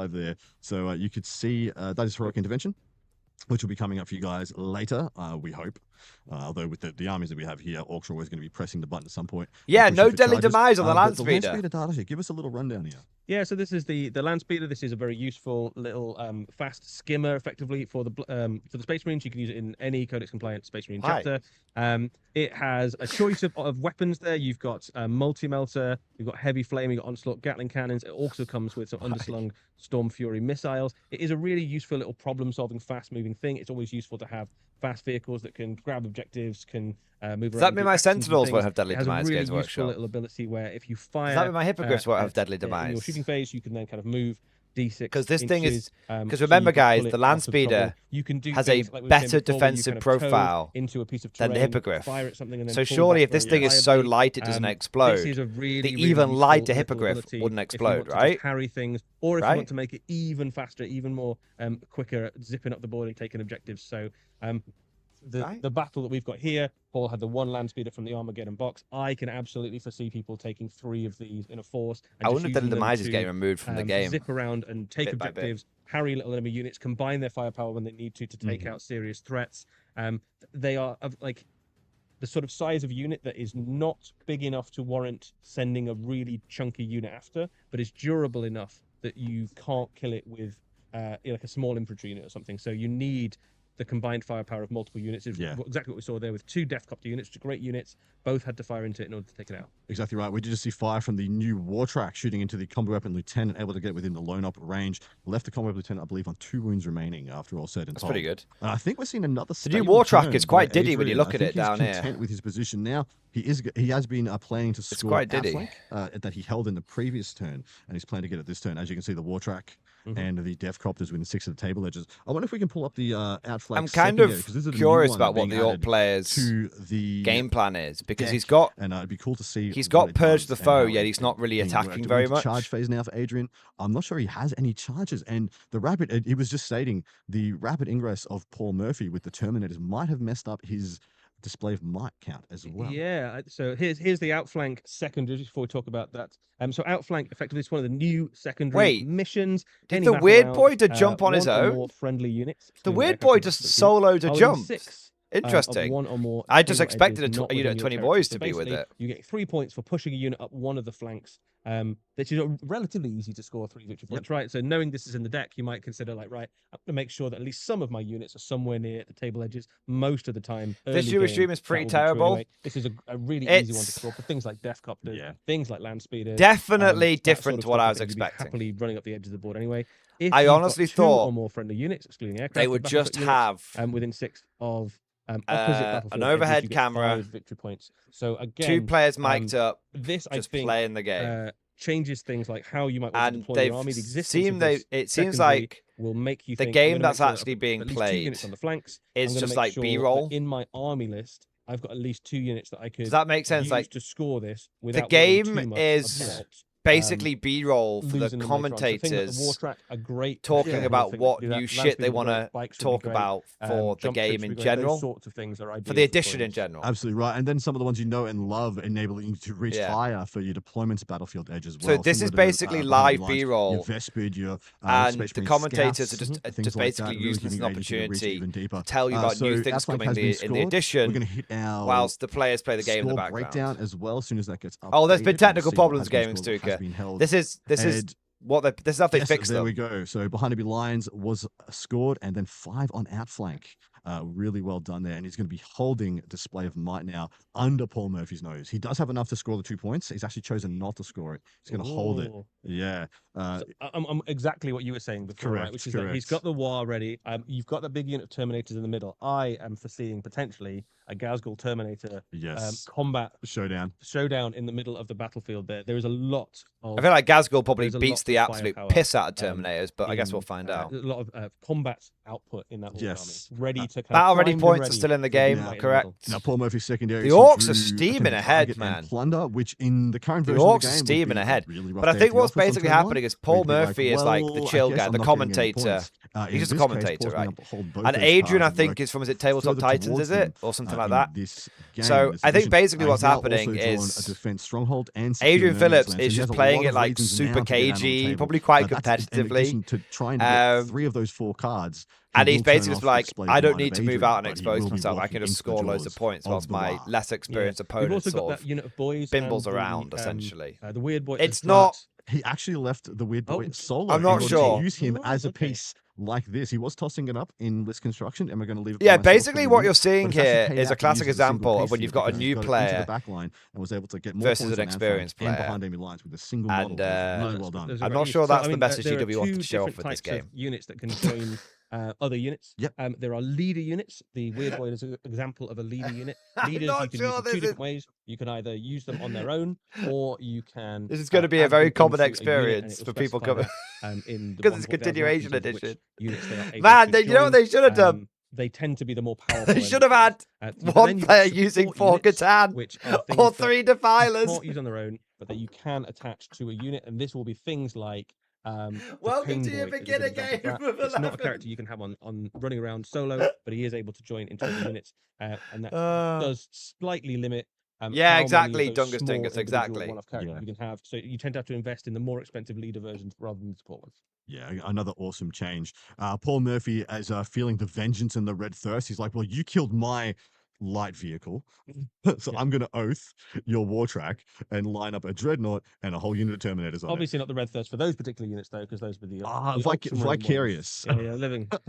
Why are they Ultramarines, Eddie? Can fight in close. Why are there Ultramarines, Eddie? Duel coming up because the librarian has turned himself around and is moving to take on the weird boy there at the back of the battlefield. No, it's not going to be an epic duel. Wizard fight. Oh, and a dread. That's not fair. No. Come on. Paul doesn't play fair. That's not fair. He's not playing fair. Do you see? That's very funny. Paul stating a bit of thematic element to this game as well. Of course, it's all Armageddon. These boys both trying to put on. Oh, we're going to get an epic wizard duel. No, we're not. Librarian unattached as well. I think they maybe made an agreement, a handshake agreement. I want to attach my weird boy if you don't attach your librarian. I think, having a wizard duel sounds cool, but then bringing a dreadnought, I think is. Yeah, it's also very funny that he just has a Lancer looking there as well. And a Lancer. I mean, I think that Weird Boy's days might be numbered, but I'm pretty sure. The Lancer might have other things to worry about. I think he's moving up to make sure that the death on that war track is. But hey, that Weird Boy scored like 7 points. He's done good. He's done good. Totally fine. Totally fine exchange. I'd be happy with that. We're going to hit the top down now. The Dreadnought is familiar. I love it. Sensible life choices. No, wouldn't be there if they had any common sense. With all the orcs, maybe Gazkul has a rudimentary level of common sense. I think so. Yeah, I'm very much looking for. I think the Blood Angels and Ultramarines are going to score very well on this turn. They've managed to kind of position themselves to take out some of the orc units, but the bulk of the orc force hasn't really committed yet. There is an awful lot of stuff waiting in that battle wagon. You've got that Gorkanaut. You've got there's a lot of orcs ready to pounce. Now it's very interesting. He's trying to get the max amount of output out of these Terminators. He's going to be using the Terminators he's stated to shoot back into the Commandos. If he's able to clear them, then charge into the war track and take this objective, that would be tempting target as well as getting the kill and the holds he needs in the midboard to really start racking up those primary points. In addition to getting a couple of his secondary scored as well. Maybe it's a bit closer than I thought. Could be getting all the points here for Paul. I think that the difference between that unit and the Weird Boy unit is the Weird Boy is a relatively low points investment. Yeah. Whereas the Terminators are one of the best units in Paul's army to take out a lot of the stuff of the Orc Force. So he has committed arguably his most powerful combat piece very early to kind of make those points. And it might pay off for him. But they are going to have to weather an awful lot of awful lot. Yeah, and they'll be on the terrain feature, so they can definitely be seen after executing that charge if that's how Paul decides to go with it. Now pulling up the Vanguard veterans as well in their jump packs, they're going to be going for those Death Copters. I'd love to see him do something to go and engage with the next unit of Death Copters as well, possibly pulling this Ballistas down to see on this angle. Because that's next turn's problem right there. I always want to tell people, it's a war track. Think about what your track is. The new little buggy. It's not the truck. What's he set up? In order to kind of counter attack into that. Intercessor stepping up as well. Yeah. And right now, Paul is actually stating, I actually have this problem here because I don't want to have to stay. I didn't want to all stay within 9 inches of each other. I wanted to spread out more, and now we can't. So that's actually really cool. That's already coming up in this game. 9-inch coherency. There's arguably a case there for rather than take that big squad of 10, is at 2 squads of 5. 9-inch coherency. There are other options there. You get some benefits for having big squads of 10 because stratagems and things like that. Yeah. Oh, I buff just into them, realised but why they've actually done it, smaller guys. units might also be the way to go. I There's just 60% realised there in the why units. they've So done Ceramite the Sentinels specifically, I know Paul Marine, said the he likes Ultramarines using the and Necessity the because Blood there's a Angels 2 fighting command side by points track rolls side. to wound. And of course, their AP1 guns. It's that because that's what's in the doubleshoot, trailer. If they're firing into the same target, They're which like rerolls to wound recreating the all of a battle from the sudden is trailer. a terrifying prospect for a lot of armies, especially things like the Orcs, where on a single That's turn, what it is. he could technically do a lot of damage to even things like Mega Knobs now, where previously that AP1 would have been completely negated by Megan cover. It's twice as good into Infantry, sir. Good for you. Exactly right. And so he was like, I Mobile wanted to infantry showcase, made me the man I AP1 am weapons today. being powerful, so That besides keeping me this- turning my The alerts off Humble didn't Bolt turn them off. Rifle is Apparently. now a weapon of fear. Absolutely is. And lots of armies have access You were to right, stuff like that. I mean, Sideswipe. Sorry, I missed it. Shuriken, a lot of those have got similar sort of levels of AP. Lots of the Tau guns are in the same sort of ballpark. We'll catch up So on super there's a chats lot of after that the kind of after the medium game. range rapid fire stuff that becomes very Or if there's like a appealing, pause in the game. as So a take. We're going to hit the might be a little bit of a top while, down, but I will get back to you. and we're going to talk about the shooting phase of Paul Murphy, which is about to occur. Okay, let's have a look. Yeah, so this is the Terminators are currently firing. The Terminators obviously have got a lot of firepower. They've got the Storm Bolters. They've got assault cannon there as well. So they're just throwing wounds into stuff. Worth talking for a second about Paul's army because this is a relatively new sub-faction. Yeah. It is this detachment is currently in the current edition, but it's one of the ones that came out in the last few months. In the run-in to the new it edition. might be okay. of That might be Warhammer the assault 40,000. cannon. It's the Ceramite Sentinel. That was the assault cannon. Yeah. This is a detachment that gives you rerolls to 1 and to hit and to wound Yes. if you are on a piece of terrain, as long as you haven't moved more than 3 that turn, and as long as you weren't set up that turn. And the reason that is really powerful into the new edition of Warhammer 40,000 is, as you can see, almost every unit on the battlefield currently is in a piece of terrain. So they are just it becomes very reliable because most of your fights now take place on a terrain feature. So any army that's got an ability that does something when on a terrain feature becomes very powerful. Yeah, absolutely. They've put some and, paper who in the knows, bottom of the dice Sentinels came out trays. late I don't really know edition, maybe why. designed to, work with the You see how new it's versions moving better. around a I lot. would imagine they knew what was coming. I would imagine. You would imagine. Now I've spotted it. I can't 3 see wins it. in on the Commandos, 5 up saves, 3 down there. Yeah, so commandos do not win a shootout against a Terminator unit. Although this commando unit does have the upgrade that allows them to have rapid more fire. shots at rapid fire. Yeah. I think that the Orc army here has selected 3 of their units. There's the Orcs, the Mega Knobs, and there's one of the unit who's which escapes me. The boys maybe. The boys, the Tank Busters, the Commandos, and the Mega Knobs. Yeah, Yes. all of those units have rapid fire, which is an upgrade that you can give them in the Mordaka detachment. Oh, they It's get a really rapid great way to fire. just get so much It's cool now to think of upgrades like enhancements for units, not characters. And of course, there is that distinction. Do you have enhancements that only go on your characters? You heard me. Sorry, I said Cree. you have enhancements that go on the units, and you have the ones just for characters. They're split now, and you can take 3 of each at a Strike Force game. There's even some exclusionary ones in specific detachments, which let you take a 4th one as well. Thinking about stuff like the Empress Champion detachment for Black Templars, where that one does not count towards your overall. Frog, I'm just saying the table looks completely low effort to me compared to small studio battle pots. That's because GW doesn't sell GW branded kind of primary target. Scatter rocks and reindeer moss, so they won't use it. To try and shoot down. So, but I'm it's still kind of heavy joking, bolters, right? but It's still at the same time, I'm not. multi-damage, like They will medium only stuff, use they're official not GW bad into anything, but products. they're really great. But wait, do they sell this battle mat? That might be Exactly bollocks. So, 9 shots. They don't. from a I don't unit think they of sell this 3 battle mat, do with, they? So strength probably 5, bollocks. AP1, 2 damage. You're gonna have sustain hits built in, and then they get blast shooting as non-monster vehicles. It does look so they like really pop off. There. they could have put a few you imagine, a big bits of unit rocks and rubble and boys, big unit of guardsmen, bits of you moss you have around, 25, maybe. 26 models. It is a of the little. guardsmen, and then they get blast. It is a little. All of a sudden, they double their shot cost some. Flat. Yeah, also into things like a cursed cultist, those kind of like big mobs. That and stuff it's that the old kill run team towards map. you. Oh, there's okay. no Then squad yeah, of no, 20 in they've this only army, used but, official GW you can products. imagine Then that's why there's no. They're very good into 10. moss They're and excellent stuff. into 20s. Even 10 boys, where they get 9 shots, they'd be going up by more than 50% because they get two extra shots each into 10 boys, and that's huge. They go for 9 shots to 15 with sustain hits built in. Add Oath of Moment on top of that, you could be getting 17, 18 hits. You could remove the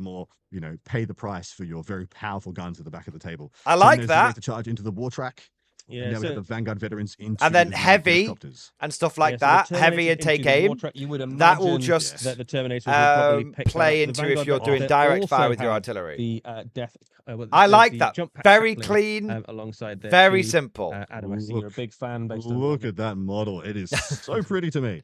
Such a fan. He is, of All course, of them, in the fact. That got a start of chuckle out of me, the GW. new Go, you can have a Warhammer chuckle out of Football me. cinematic. That was good. So I think that was He quite does a look. bad It is a charge good on model. It was, but I think Paul's happy with it because he rolled quite low there, Yeah. and of course just needs to get within engagement range, which is 2 inches now. If you can, you must base with the charge. You must roll high enough to base the model Yep. with the charge, but you just have to move Fighting within through engagement range walls. now in the charge phase. So I And think he must Paul have rolled has- like, the absolute best thing for Yeah. him there, didn't he? So he rolled so badly that he wasn't able to kind of. Still- make we're contact still with it, fighting but through the was able walls, to move boys. Within 2 inches of engagement Correct. range. To be fair, because the of whole position point of of the the wall. change There was is a stopping lot people to from unpack not now being able about to the fight charge through the phase and walls. about I the just piling still and find it consolidation funny when phase you've as got a well. solid wall Because and people are fighting. previously but you would have I'm a probably being a small bit little facetious. puck, 40 mil puck in the middle there. That was the actual objective. And when you piled and consolidated without any enemies around, you'd always have to head towards the center of that. But now our terrain features are this big, and there is no center to it.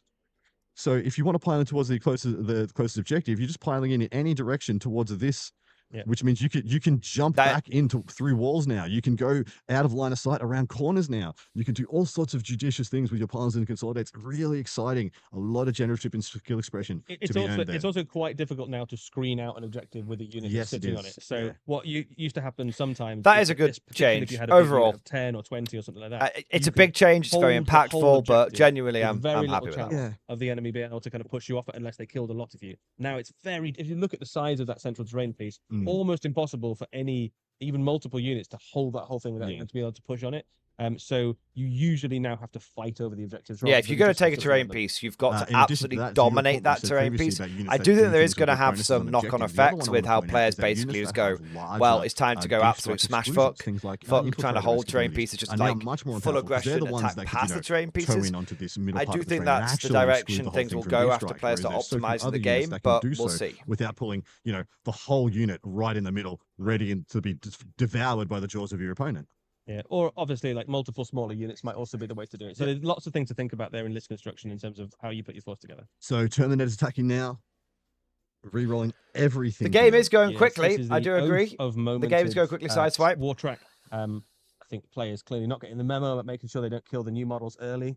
The dog- Wounds done to the land speeder there. That was hitting on threes, re-rolling. Land speeder wounded dead, on threes into Wartrack dead. There's a bucket at 6 The thing upstage is that both of required. those Looks vehicles like are it's not cheap, enough, says Adrian. disposable light So attack those vehicles, so Terminator Power Fists, it makes obviously sense. punch It's very actually hard. a Everything rather Power Fist is one of natural those weapons display that of what is you could great at expect to killing happen with those pretty vehicles, much so I'm not whatever they against fight, it. really. So they are strength 8. They're punching at 2 damage each with decent AP as well, so they are quite able to pick up things like from Wartrack. I think that Adrian would have absolutely known that that was on the cards. Potentially, there was also a Dreadnought menacing there. When you push that unit forward to score that objective, Wartrack is the perfect sort of thing where you can go, actually, if this dies, it doesn't matter. Yeah, it doesn't matter. And now, Exactly. now nature is healing. It's actually a because we good lost our display of beloved what you land speeder intend to turn do one, with the and unit, so now you might Paul as has well, taken vengeance rather than and having an removed overly light vehicle curated from game, the you might as well just show And, off. we did have a wizard battle as well. We had a which is wizard Better awesome. to show off the battle, natural so that was good tempo. to see. We also saw we're now going to see the Vanguard squad and the chaplain swinging into this. I would have thought that the chaplain alone could probably He hit, is, and that's exactly where we're remaining, starting here. the remaining So here's the one of chaplain the death copters. hitting with everything, hitting on 2s, lays them all down, and then forced a wound here, strength 6, toughness 6, AP 2 for 2 damage. Ooh, no wounds. And re-rolling 1s here. That is not a good roll, Paul Murphy. I think the chaplain also managed to do. This particular chaplain has also got an ability to do mortal wounds in close combat. So I think he Yes, also he took did a one wound there. off. He got a even wound. before he started swinging, which is really cool. And he hits pretty hard himself, and he gives The unit, chaplain bonuses as didn't kill the orc. The copter did survive. copter. He rolled 1 wound, But, the copter hit the 6. That's which just is unlucky hilarious. on the So I space think marine I player I believe these players said it's AP 1 on the Crozius. Yeah, the Crozius might be thinking AP about 1, strength 6, 2 damage. I think maybe thinking about some of the more souped up Croziuses out there from the Black Yeah, Templars. there's a few other ones that have more AP, but the standard Crozius is AP 1. The Vanguard Veterans standard AP, I believe, is Chaplains AP 2, aren't 5. all that power punchy. sword. They're So, and fine, but they're not. hitting 3s. And this is something that they've kind of always been like this. So no, force they is have the always lance on been the like charge, yeah. support characters. They've always been like, It's only you know, 2 like wounds left. if you have a They should def- chaplain and a almost definitely captain, just- I always feel like the Yeah. historically captains have it always would done be more a little- damage. It So would be a little funny. yeah, that's why the Even if captain's they in didn't charge. at this point, actually. Although I think they will, just getting into combat with it is going to limit its options for next turn. Yeah, I mean, I like to say, I didn't do the job, but job done. is my little moniker. I am looking forward to seeing how the Orcs respond to that Terminator unit in particular. We've got a big battle wagon there. I'm not sure if we know what's in the battle wagon. I'm sure we can find out from the table. I will believe the things that I can't see for process of elimination of things I can't see on the table. Just need to and one of the unit of boys. spam chat, try and get the on-screen chat. Vanguard veterans are fighting move there. Up a bit. There we go. One extra on the rerolls, and he's got a couple of lethals he's taken out of the pile as well. There we go. Perfect. Thank you, guys. 5's going to 4s on the wound roll, thanks to the +1. I meant to do 07. I'll just do it too quickly. And rerolling the 1s here because of Ceramite Sentinels. Ceramite Sentinels is definitely paying off at the moment. Paul saying, I was always a Ceramite Sentinels fan.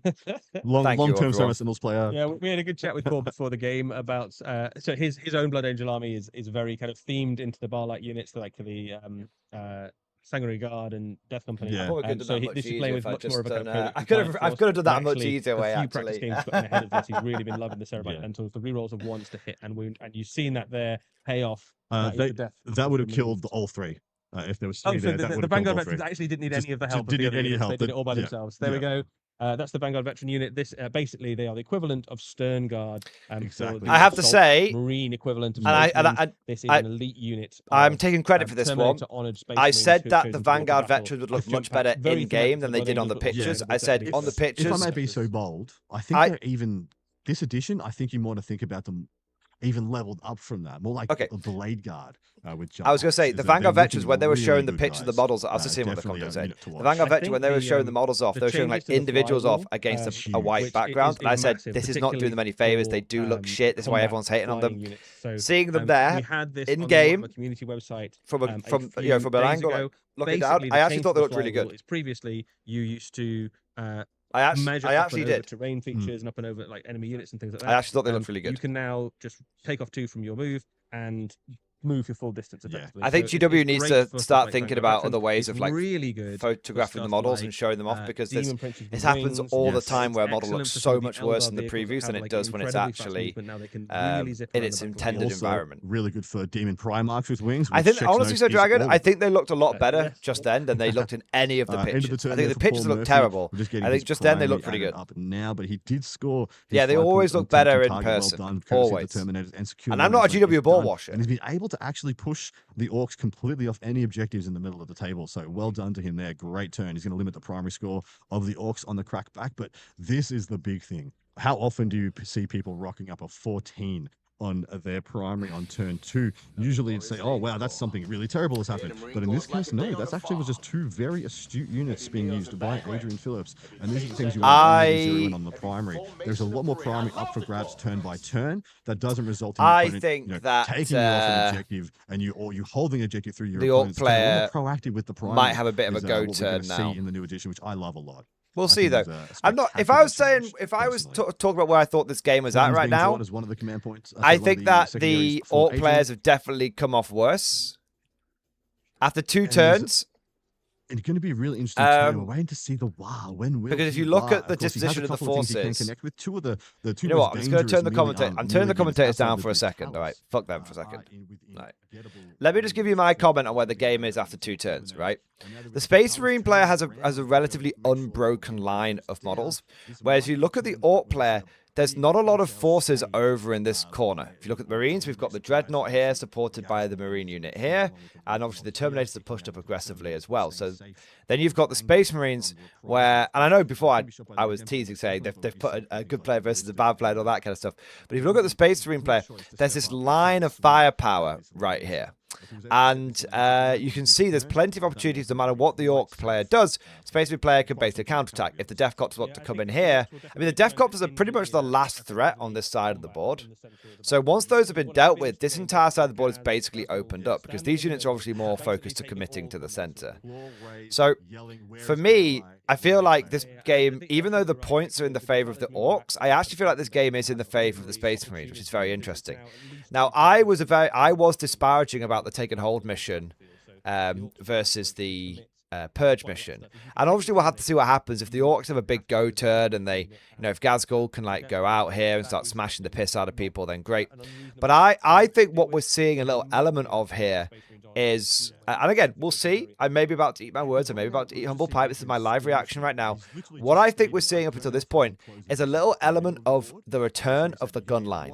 And I mentioned this after Simon and I did our battle report, where because of the fact that the boards are actually so much more open than people realize now, what ends up happening is if you set up a gun line and then basically push into the middle of the board and force your opponent to react to that, then you can push forward. And if you've got more firepower than they've got, then what you can kind of do is force them to like go at your shitty units that you've chosen to expose, and then you can try and set up very unfavorable trades, whereas they have to deal with your kind of like, hey, if you don't stop me from taking these objectives, I'm going to score loads of points. Okay, well, I'm going to come out and stop you. Okay, well, generally speaking, it takes more points to clear something than that unit is worth.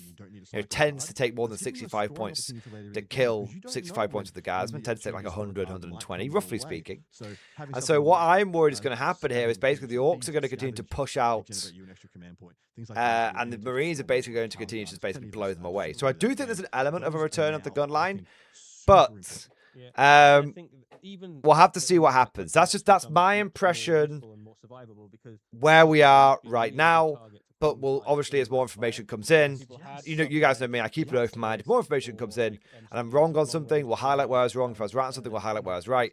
And if new information comes up that completely changes that, then we'll have another little sort of commentary. But that's where I am at the end of turn 2. Anyway, let's bring the commentators back in for round 3. Unit can just sit and farm command points for the entire game in a way that previously they probably would be removed, which obviously means they're not shooting something else. But I think there's little things like that all of a sudden. The orcs are currently on 6 command points. Which would be the Blood Angels are on 2. The orcs haven't really been using their command points all that much. Bomb squigs being activated from the tank busters. Rips a 1 on the first bomb squig. No, explodes ineffectually.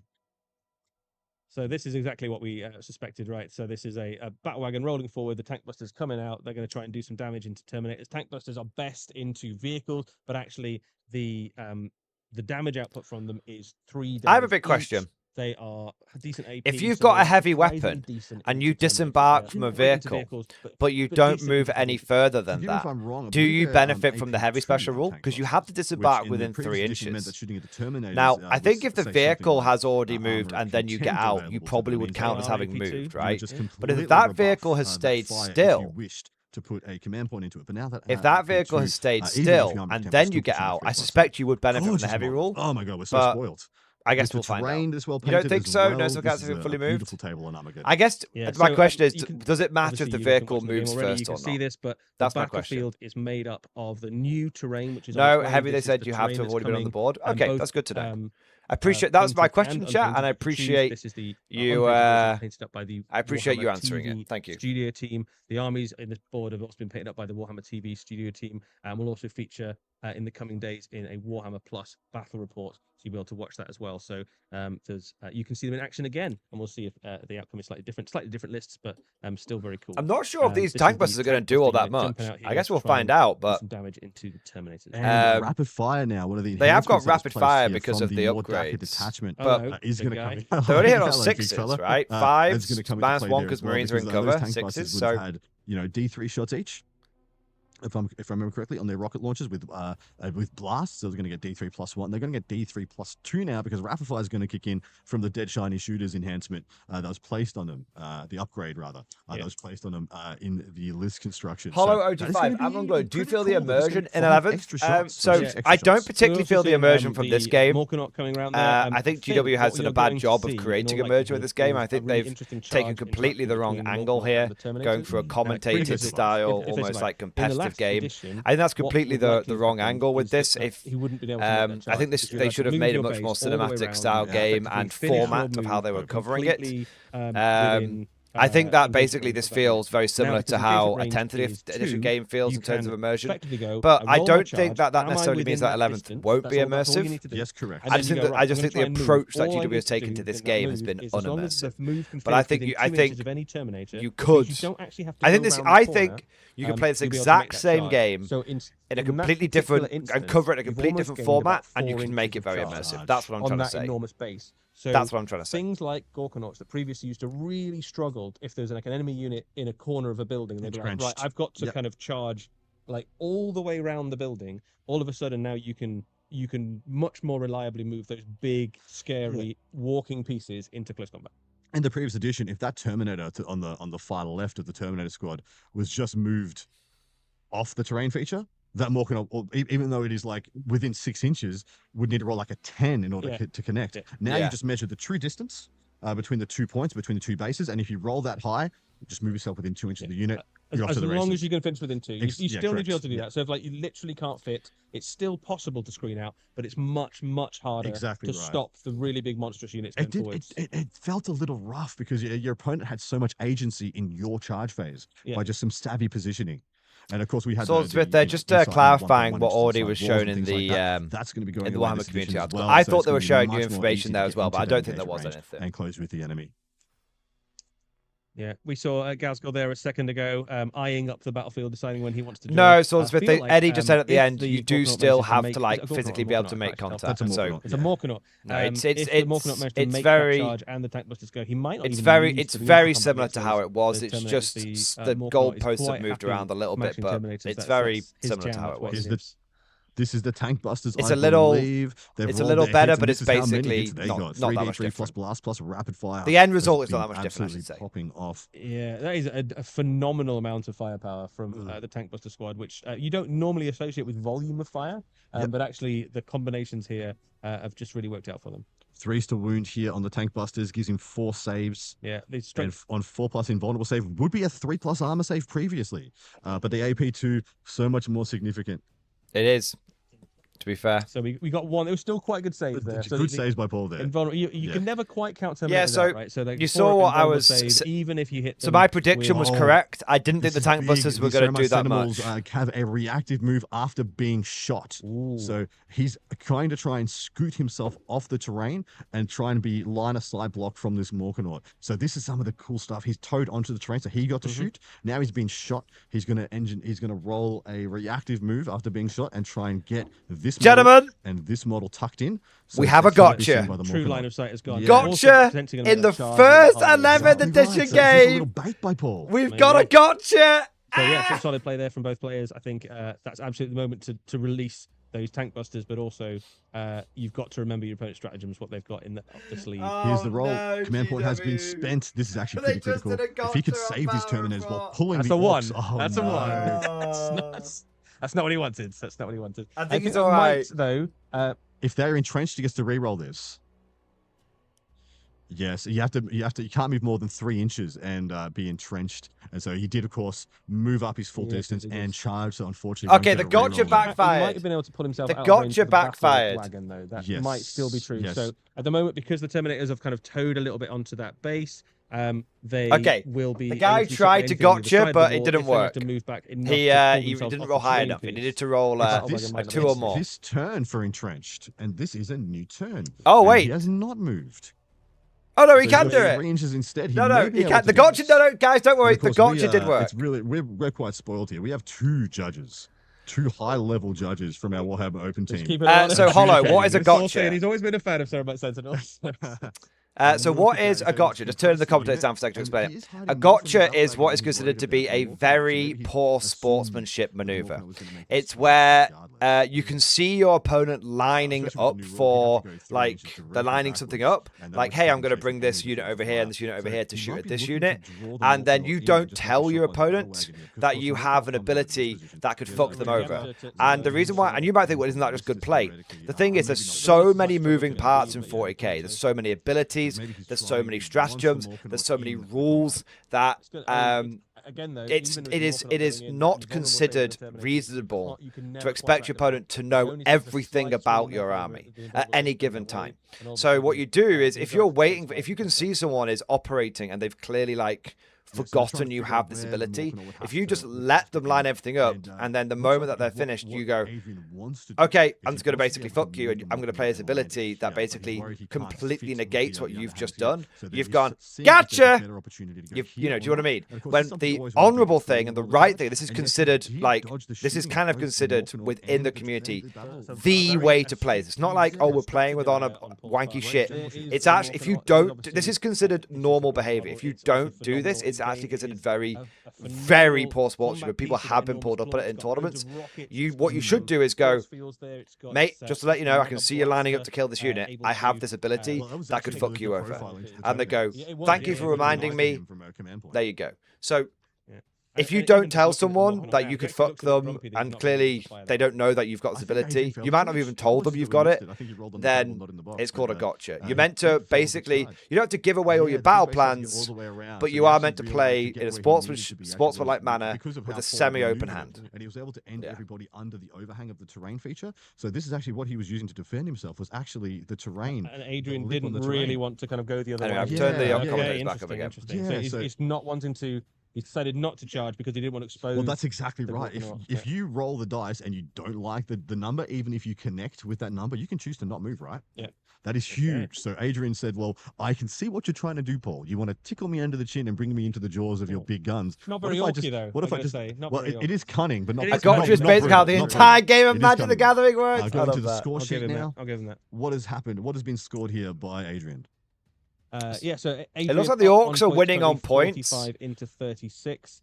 And he has achieved cleanse for 5 points, which is very well done. And he's also got that forward position, and he's held on to that. He thinks, yeah, I can score that later. I'm going to try and bank that. I feel like the space was starting to pull it back a little bit. I think that is a renamed version of a tried and true secondary, but I just want to show you guys what that name is so you guys get an idea of it. But what Paul did by saving his Terminators, he actually stopped 6 points from Adrian, because if Adrian got onto that objective, he was holding it, but if he took that objective away and killed that unit, he would actually score 6 points. So do you see how the gotcha, one command point, the gotcha that happened down here, so basically completely fucked the Orc player over? The existence of that Terminator, because the Orc player brought his Gorkanaut over here. He brought his battle wagon over here. You know, he lined everything up to go after these Terminators, and the Space Marine player basically watched him do that. Waited for the Orc player to do it all. Went, have you finished doing that? Yeah. Okay, I'm going to play his ability. Gotcha you. And now look, that Gorkanaut has been wasted for an entire turn. That battle wagon's been wasted for an entire turn. And so it's, you see how like the Orc player would not have done either of those things if he knew his opponent had that ability. Paul Murphy, of course, went to the bottom of turn 3. So I think that's personally a very poor display in the intro game. I'm not saying that's a problem with 11th edition. I'm saying that's a problem with this particular game. I don't think that should have happened. Very reminiscent of the classic Ball Predator score. Excellent into big armies of infantry. And a lot of free real estate there. Yeah, those grots pushing you back a little bit. Yeah, a little bit. But probably about to this distance. So there is a pocket here. If you wanted to get some shots on Gaz with the main gun, and then maybe put some of the secondary fire into the Gretchen, turn off the command point generation portion of Adrian's army, it would be a pretty good play here. It would also start pulling Adrian a lot of different directions. Did a reactive move, so then he blocked all of the line of sight to this unit. And then the Orc player couldn't make the game on that central objective. Didn't make the charge for some reason. Halfway through the game, it's been quite a fast game so far. I think it's worth saying. I think part of that is the new game a little bit more cautious. It has been a bit cautious from both players. We haven't really had the big mega combat melees. that I think are on the cards at some point. We've had some rolling games from some of our participants happening. I don't think GW is encouraging anything here.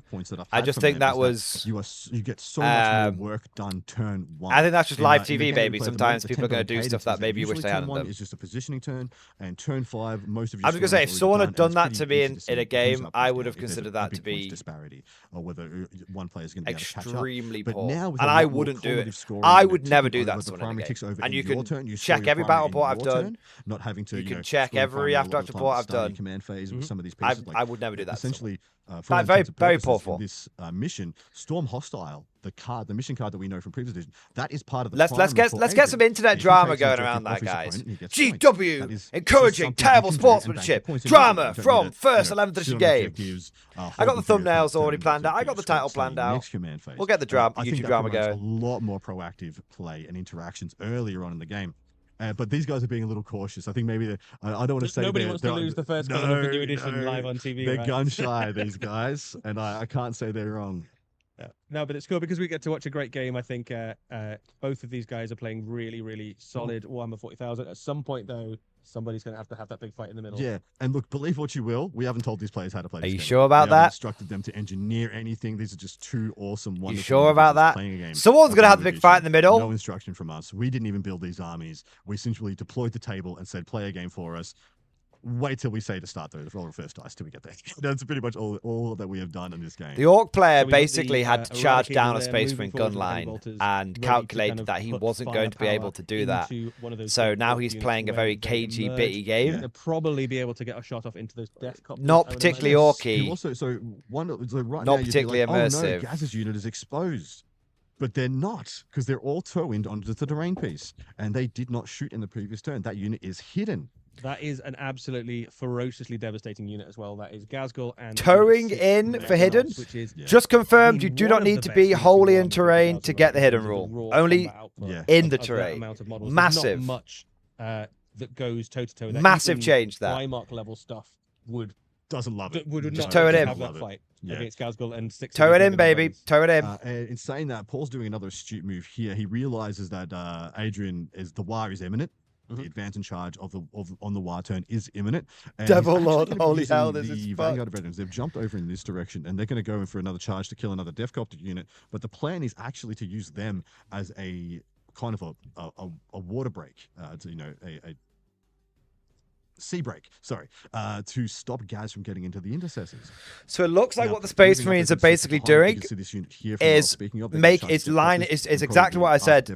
So they're basically pushing in with limited units, forcing the Orcs to respond, and then gunning the Orcs down when they try and respond. The question is going to be, it's like a war of attrition. A couple of Meganobs out and make his life easier going into the bottom of Are the Orcs going to be attacking too piecemeal, or are the Space Marines going to run out of time to score their taken hold points? It's fight on death, take a couple down. It's very tricky. Literally go, intercessors are good now. I will prove it to you. I'm going to kill Gads. I'm going to kill Nads. Gads with bolt rifles. I mean, good luck to him. Yes. I think incredible restraint on Adrian's part to not have called a war by turn 3 because he's very disciplined. No war turn 3? And I've never got to turn 3. The energy builds up inside you, doesn't it? I have never got to turn 3 without declaring. What? Crazy. So very well done to Adrian. What? Turn war, turn 1 war every time, win or lose. We'll get this scoreboard up as well. I'd love to see what the secondaries are. Turn 1 war. Paul this turn. What's he trying to get done? So he has pulled a display of might himself, which is why he's pushing out a little bit more into the middle of the board and bring it down. He killed the war tracker too early. Now he's going to go for a Morkanaut. I think it's the only vehicle he can see because I don't believe the battle wagon is touching the terrain feature. So a little bit harder to engage. I mean, you could try and kill the battle wagon, but there's a lot of wounds there. The Terminators have got some attacks. To be fair, but yes, the battle wagon, the Gorkanauts. The Gladiator Lancer, yeah, I don't know if he's going to get it. The Gladiator Lancer can see over to here because it only has to tow into the terrain. Think of how that's such a big difference that it having to be like wholly in the terrain. Allows it to use space, stay a bit further back. It allows it to be more defensive. What I said, the Reaper at the top of the table, he's looking like he's lining that up. And I think the Orcs are in trouble. I think the Orcs are in serious trouble. He's positioning it near the top of the battlefield. It's going to get a bead on Gaz. Gaz, if he wanted to, could go and kill that Reaper, but then it takes him way out of the battlefield. It's attempt. So it's absolute bait, right? Absolute bait Reaper. It's really, really rough to turn around your best. I think the Orcs are in huge trouble here. I think the ability for the Marines to essentially gun line is huge. 4, effectively take him out of the game at that point. I do think 11th edition gun lining. So I do think that Reaper is safe. Or if it gets killed, then it's probably quite happy to be so. But yeah, there's Vanguard there. Why do you think? We saw the Vanguard. The Reaper coming in is awful? No, I don't think the Reaper coming in is awful. I think the Reaper coming in is a very good tactical move. I think the Marines are playing very well. Awesome.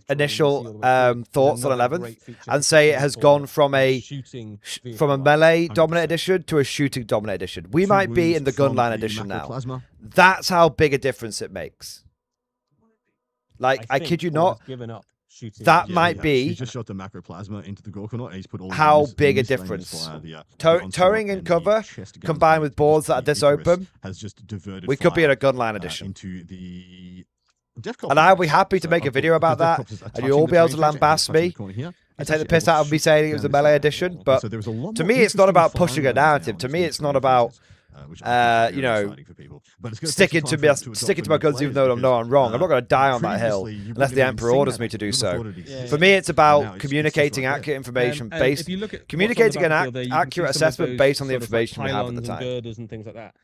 They are still obscuring in the sense that like you can't see all the way through them, but because they are effectively like see-through, Yeah. once you've moved into them, if you just put a little bit of your base into them, you can effectively shoot through the entire piece of terrain. almost So in what one I think the instant. Marine Army is struggling So, with here is the option to kind of a lack of immediately ignores explode cover. your field of vision and get more targets is quite high. I think this Marine Army could be dominating on shooting a lot more effectively if they had ignores cover. And plenty of rerolls here from Cerebi Sentinels. Now, even though Oath is now on a target he doesn't think he can kill. Is there Cerebi a Sentinels giving you reroll once to hit and once do to Imperial wound is Fists very ignore powerful. cover still And, in to my point, I think that's why it deserves in to the be a game? 3 detachment point. Yeah, there's one of the things that will happen before the new edition comes out is there will be a list released of. Or is how there many another Imperial detachment points Space each Marine of the attachment that allows you to do it? Attachments are worth. Some of them that are very Because that powerful could, already as are crazy as it worth sounds, 3 that could be detachment points. become a Cerebi very, Sentinels is very great important example of that. detachment. There will be a whole bunch of other ones that are either from your codex. Is there any or from Space recent Marine detachment that because expansions or from Imperial other Fists used to places get something like will that? be usually 2. But I was thinking, I'm thinking of 8th edition, by the way. Which means that you can Tor bolt Gowron gives on ignores a cover. bunch of those newer detachments that are on their way Salamanders, alongside, maybe? which is exactly what we've seen in the Orc Force here. They've got the Dread Mob, which boosts some of like the Gorkanaut, Morkanaut, sorry, and the Dakarig. But they've Tor also Gowron does got Anvil, Dakadafa, Siege which Force is gives heavy to giving everything. those rapid Okay. fire and some extra stratagem That's kind of like so you can pseudo do some ignores really cover, I inventive guess. If everything's getting +1 to hit, There we go. it There's the real balances out the heroes of last the one Orc to hit. Force now So on screen, the yeah, Gretchen it kind of there. does. We are now dialing up fire from just Reaper into the Gretchen. The Reaper into the Gretchen. Bye, Gretchen. See you, boys. Those Gretchen aren't really doing anything, to be fair. The Orc player gets He's, no discussing points with for his holding his own home speed. objective. I think Paul is lamenting having to shoot grots is what's actually Yeah, happening. yeah. It's like, I mean, I'd still put the main gun into the Meganobs if it was me. Yeah, So I the would as well. devastating wounds, the chance to kill one Meganob is pretty good. The for Gretchen all the aren't Scion doing ones, actually. anything. I think this is a very poor don't see play it by too the well. Blood Angel player. By the way, I just want to say I like at Two this point how I'm sustained able to going into the commentate pile on the there, so this is game the main rather gun, than which I commentate suspect on the it's 2 random against, rules being released by non-monster GW. vehicles. Not that I don't There's a want lot that of extra firepower information, coming out. but This is basically your I'm here to see the infantry game. Space Marine tank. I You- love it. It looks awesome. You've got that just double. turning them down for a You've second. also got a stubber, you've got a whole I think that buttload of bolters I'd much rather. that I think go this is a. I think those Gretchen aren't really doing anything because the Orc player doesn't get any points for holding his home terrain piece. So I do think this is a bit of a waste of time for the Space Marine player, but whatever. I don't think it's going to save them. I don't think it matters. Toughness 2. Now, if this was the other way around and the Space Marines were Even playing hot Purge the ones, Foe, killing them on a 2. then I This think is this would on be a good twos, idea. Exactly to your point. And Adrian's like, would be real cool if these were all ones, mate. And he's like, no, never. And they are. The only Taking reason why off, this might be his home important is it objective, does in fact. mean that the Space Of Marine course, player, the Orc army if in this particular the Orc scenario player doesn't does put something not on that get objective points now, the for Space Marine holding player their turn home 4 objective. That's one of the could things we take talked about at the start of the game. So is it that does when draw you the go into Orcs the over that battle, way. It usually tells you what you get your points for. You say that, Eddie. But every time I say that to myself, oh, my home doesn't matter. You can clear it. I immediately draw defense stronghold. Every time. Every time, mate. But yeah, exactly right. In this scenario for Purge the Foe and the way this mission's lined up against each other, you're right. Doesn't generate any score for holding his home. Neither does Paul, in fact. All his points are from the middle of the table. And as you can see, Paul is staying in touch. There's only 4 points difference between these two armies right now. And I think Paul, in my opinion, is looking good to take the lead pretty soon. Yeah, I It's think at the very close. end- I think both these players have played a very good, Yeah. cagey. I think early game. the, We've seen some excellent play from Paul there with the Terminators pulling them I back. think We've also seen the some Space decent Marines should disruptions, take the lead at the their end of this, depending on what overwatch into them. secondaries they've got. I think neither of these players have really made a mistake at the moment. They've been kind of baiting and tempting their opponents into moves and charges. Nobody's really taken that bait yet. That's what I as said, we right? Said, it's almost like we picked this particular scenario because we know that it usually ends in a big, cool fight in the middle. Yes. That is coming. Those Vanguard veterans will have to do something about Gazgul or vice versa. And we've got that big squad of intercessors who will need to contribute in some meaningful way into the battle. Exactly right. If it all else fails, he's going to park those on the expansion objective, which to him is this one, and just sit there racking up all the points while doing everything he can to kill anything that tries from the Orc army to touch the central objective. That's exactly what I said. Leaving Gunlining. Weapon Lieutenant here and his unit of Eradicators to be the things he actually steps up on turn 4. So they're going to have the Orcs crash into them in the 5th turn, clears them with the Intercessors, and then he throws another ancillary piece. Send me to the black ships. Multiple layers of Send me to the black ships. Predicted it. Him, not where he doesn't want him. To be fair, I caught it like 2 turns ago. You always want to think about that, especially on those larger terrain features where your opponent can, usually get something on the corner, some little pieces of objective control. I mean, just for example, this Combat Weapon Lieutenant has generated so much value for Paul. Essentially, he was deployed there turn 1, hasn't moved, and has been holding or contesting that middle objective for the entire game. And being quite hard to interact with the lone operative ability, and then being not visible very well in the terrain feature, you can really draw your opponent into some awkward situations to try and solve that problem. I hate that. So lone operative. Personally, I fucking hate that. 40,000. Lots of units. Some people love lone op. I think it is one of the the most frustrating rules in the game, but that's just me. Useful thing where, like, 12 inches still means you have to kind of get very close to engage with them. Because of the fact that you can now move into terrain pieces and effectively... The combi weapon lieutenant was amazing through all of 10th, and he's going to be amazing at 11th still. Yeah. Becomes very useful. So I wouldn't rule out the usefulness of lone operative in your forces. We're seeing that used to... What did you give the Emperor like 2 seconds extra life? That's pretty good. Most armies have got access to something. I'll take that.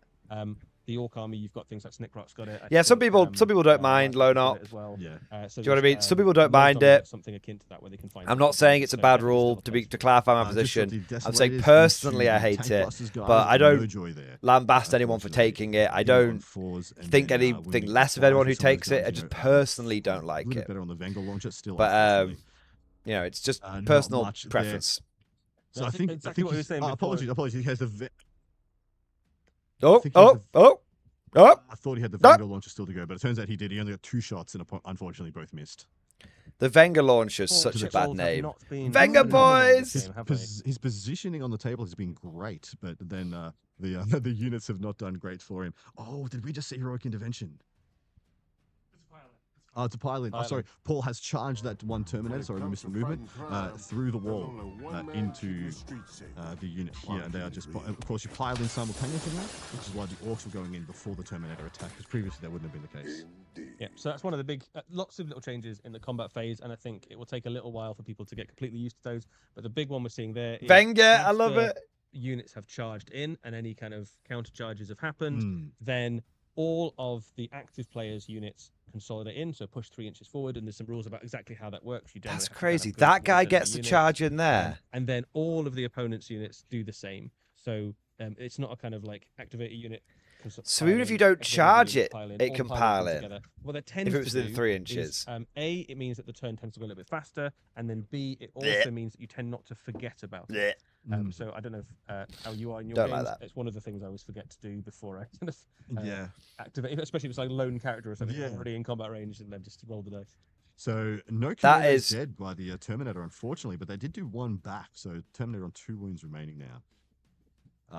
Fortunately for Paul, the commando knob with the power claw was in that unit and did not hit, which Paul was like, "Thank you, that was what we needed." Yeah, I think the big thing there is that a single Terminator is unlikely to be able to remove whole Orc units by himself. Yeah, 3 attacks. Yeah, three. I mean, Terminators they have their power fist is good into everything, but it's not great into anything. That's true. That's a great way of saying it. It looks like he has not charged because of the heroic intervention threat. I think he stated he was not going to charge with the Vanguard veterans anymore because the way things have changed here. If he was to charge into this position and just stay further away, staying outside 6 inches, well, usually you would think you were safe. But let's bring up heroic intervention on the screen and show people how it has changed, because there is 2 modes now for heroic intervention, which really changes a lot of how you work around it. I hate this. The Blood Angel player isn't charging. Should have that up for you guys now. That's the tail things, Eddie. Yeah, so heroic intervention, the first version you can do is very similar to where the heroic intervention works at the moment, which is that if something has charged a unit near you, you can charge back into Leap it. to defend. Yeah, you can kind of leap into the fight and go and fight it, much like you do today. There is another version which costs an extra command point. So in most instances, it costs 2 command points. Although if you've got something like a Space Marine Captain that lets you do 1 for 1 less, it Very would cost powerful. you 1 command point. So Heroic is a great way candidate too for this. strong. The way that this works is that if you can make a So do we charge still roll, think it's and you not can melee edition basically, modded? Yeah, of course, bro. select any Dude, think enemy about it. unit within 6. Imagine if the to Space charge Marine player Here we had go. spent those Here we go. points on a Okay, shooting I'll go unit 10 on the instead. players. How much more value would He he just have? called the war. He's about to blow my head off. Apologies. Eddie. How much more Continue. value would he have Quite got alright. out of So the this is equivalent going points if into those the weren't Autumn Vanguard Space vets and a Marine chaplain? Some points on the board there for Cool, Paul. yeah. He's No, kind dude, of this convinces me closing more in it's a on shooting the score, edition. but this is now going into the Orc turn. Or turn 4. And look at the primary score. This was a big deal. So Adrian was able to get a huge 14. And in response to that, Paul's been really consistent and pledable in his double 8s, but he's been able to equalize the scores here. I He's think actually the Orc up by player 1 point has going into not Battle been Royale aggressive 4. enough, but And I really don't interested to see think one if of he had the been more things that aggressive, I it would have noticed helped him. I about think he would have just been the gunned previous down edition of the quicker. game holds true for the next edition. Of course, I think if you're going to take an aggressive army, you have to go full send and either win big or lose big. You are behind when going into turn 4. You're in trouble, and you need to really do some crazy things. I'm interested to see if that statement holds true into the new edition, because right now that would be a statement. Closing the poll at the end of round 3. Where we are now. If you are the player going first and you're behind on points at the start of turn 4. Closing the poll at the end of round 3, we had 375 votes. 52% of you think the game is good. 27% of you think the game is bad. 13% of you think the game is terrible. And 8% of you think the game is great. So roughly 60% think the game think positively about the game. 40% of you think negatively about the game, which is more people positive than negative, but it's not exactly a ringing endorsement. We'll take another poll at the we'll take another look at the end of the game and see what people think. So this is what people think at the midpoint, and we'll do a poll at the end point. War going off, so that gives him a bunch of bonuses. So the war's going off, The big one boys. is that lots of those units can run and charge. That makes the Orc units surprisingly fast. So Paul has done a very good job of kind of pushing those units forward. You've got the Vanguard veterans. So we could be. So we're seeing a turn 4 go turn from the Orcs. Now this could swing it. I would be scared of. This could But there's lots of swing other it threats on the quite board there as well. significantly. There's So a unit coming out there. let's There's a see Warboss if the in that Orc unit. go Do turn not could be write that effective unit enough. off. That is a scary unit. It's the War as well. He gets +4 attacks on the War. He's going to go to 10 attacks, and he has Cleave now as well. Let's bring Cleave up on the screen for you guys, because this is a brand new mechanic as well. It's not a mechanic you'll be unfamiliar with. It's brand new in its application to the game. Yeah. So go for it. Go for it. Yeah. So this is Cleave. When you have a Cleave attack, it will say Christopher Cleave Carter, you need an X, average answer Cleave for the X poll. basically says, Meh. this is how many We'll knockback do that attacks you'll for get. the. This is very similar to the way that We'll do that for the current end of game edition of poll. 40,000, We'll but it's do in good, combat instead. meh, The and bad. Warboss with his huge chopper has Cleave 1, which means that for every 5 enemies Because there that he's weren't that fighting many into, people that he thought will the get an game was extra attack. great. So if he's So if we he don't goes and really fights need those that Vanguard result. Veterans, he will get an We can extra attack simplify it into a the bit. mix. Those are good quality attacks. They are, I think, strength 7 or 8. 2 damage each with a point of AP on there as well. So each one that goes through can remove a Vanguard veteran. If he goes and fights into that big unit of intercessors, he gets 2 extra attacks. And if you imagine that the war is happening as well, you start with, I think, your base attacks are 6, I think, plus your that's the big war. So Also, thank you everybody who voted in that poll, by the way. By the way, just a quick moment here. We'll catch when it comes to super chats just quickly. So 6 attacks normally, Cleave 1. And your Parko, thank you for the super chat, mate. Long time no speak, mate. Being in a fucking coal mine for a month. Want to know if my HG Bulgrim will waste lol. Congrats on getting married, mate. That's awesome. About to be on Baby Number 3. Hey! Congrats to you too, bro. Amazing. 80 Bulgrims is probably going to be very good for Gad, because you need to have something that can just hold the enemy up so your guns just keep on smashing. Fox Knight, I think Precision should override load up. I agree, mate. Thank you for super chat. The reason that you might put one in your list is not necessarily to fight into space. So we could see a bit of a smasher turn from the Orcs, and then it's going to come down to Space Marine clapback. Yes. If you're fighting stuff like Tyranids, there's loads of very juicy things that you might want to chop through. Agreed. One of the armies that, when we were going through the various different factions, have certainly initially access to a lot of Cleave was World Eaters. Oh yeah. If it was me, we did. You were able to kind of give out Cleave to multiple characters in your army. If it was me, I think I would have gone with the Vanguard Veterans of the charge. And those were I'll tell you why. Quality attacks, right? They were like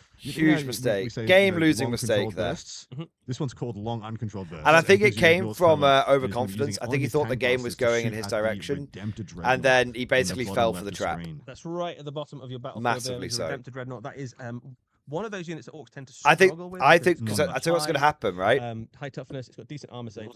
Like just fuck off these guys for a second. To combat with that, Oh, a unit so I think what's going to happen, I'll use the map up here, is I think these orcs can now, if they get a long enough charge, go for the Marines and then pile into the Intercessors and just break this entire game wide open. And he has sustained Break the entire game wide open. Yeah. I think literally the Vanguard Veterans being here is the worst possible outcome. And I think this is another great example of using the war exactly when you need it, and you go, actually, this unit is perfect at killing stuff right now. Do not write the Redemptor out just yet. Redemptors are really durable. They have a special rule, which means that all the damage that comes in is -1 damage. That is great against damage 3 weapons. So Exactly. Exactly, Deathman Jones. Exactly, man. The Vanguard Veterans shouldn't have gone for that charge. The Vanguard Veterans should have jumped back.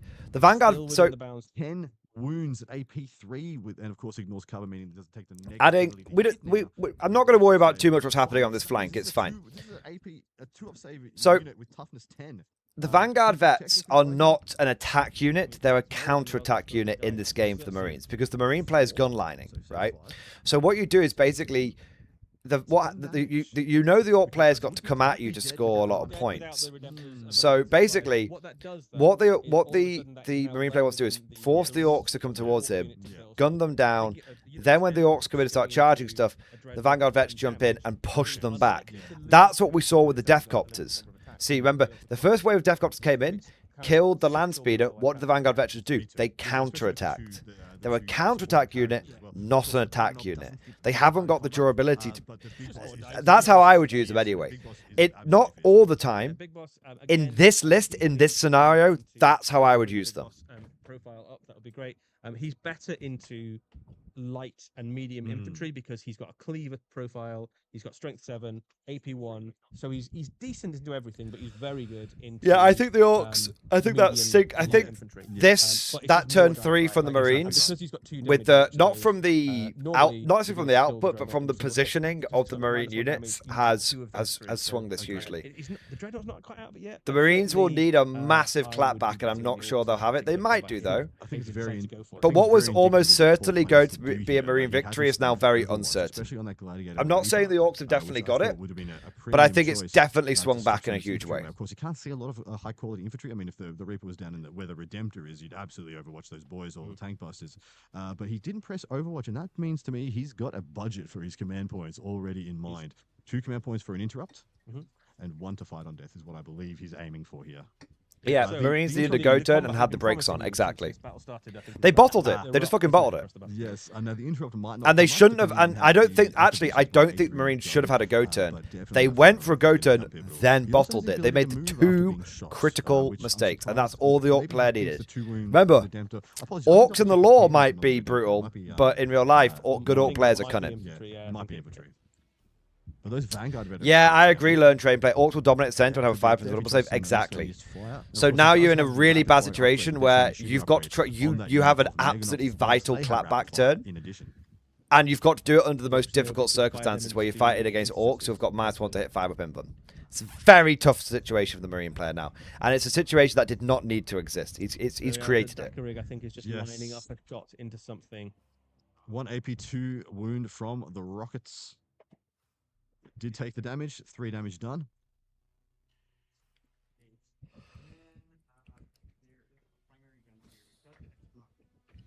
Talking about the Gatling gun.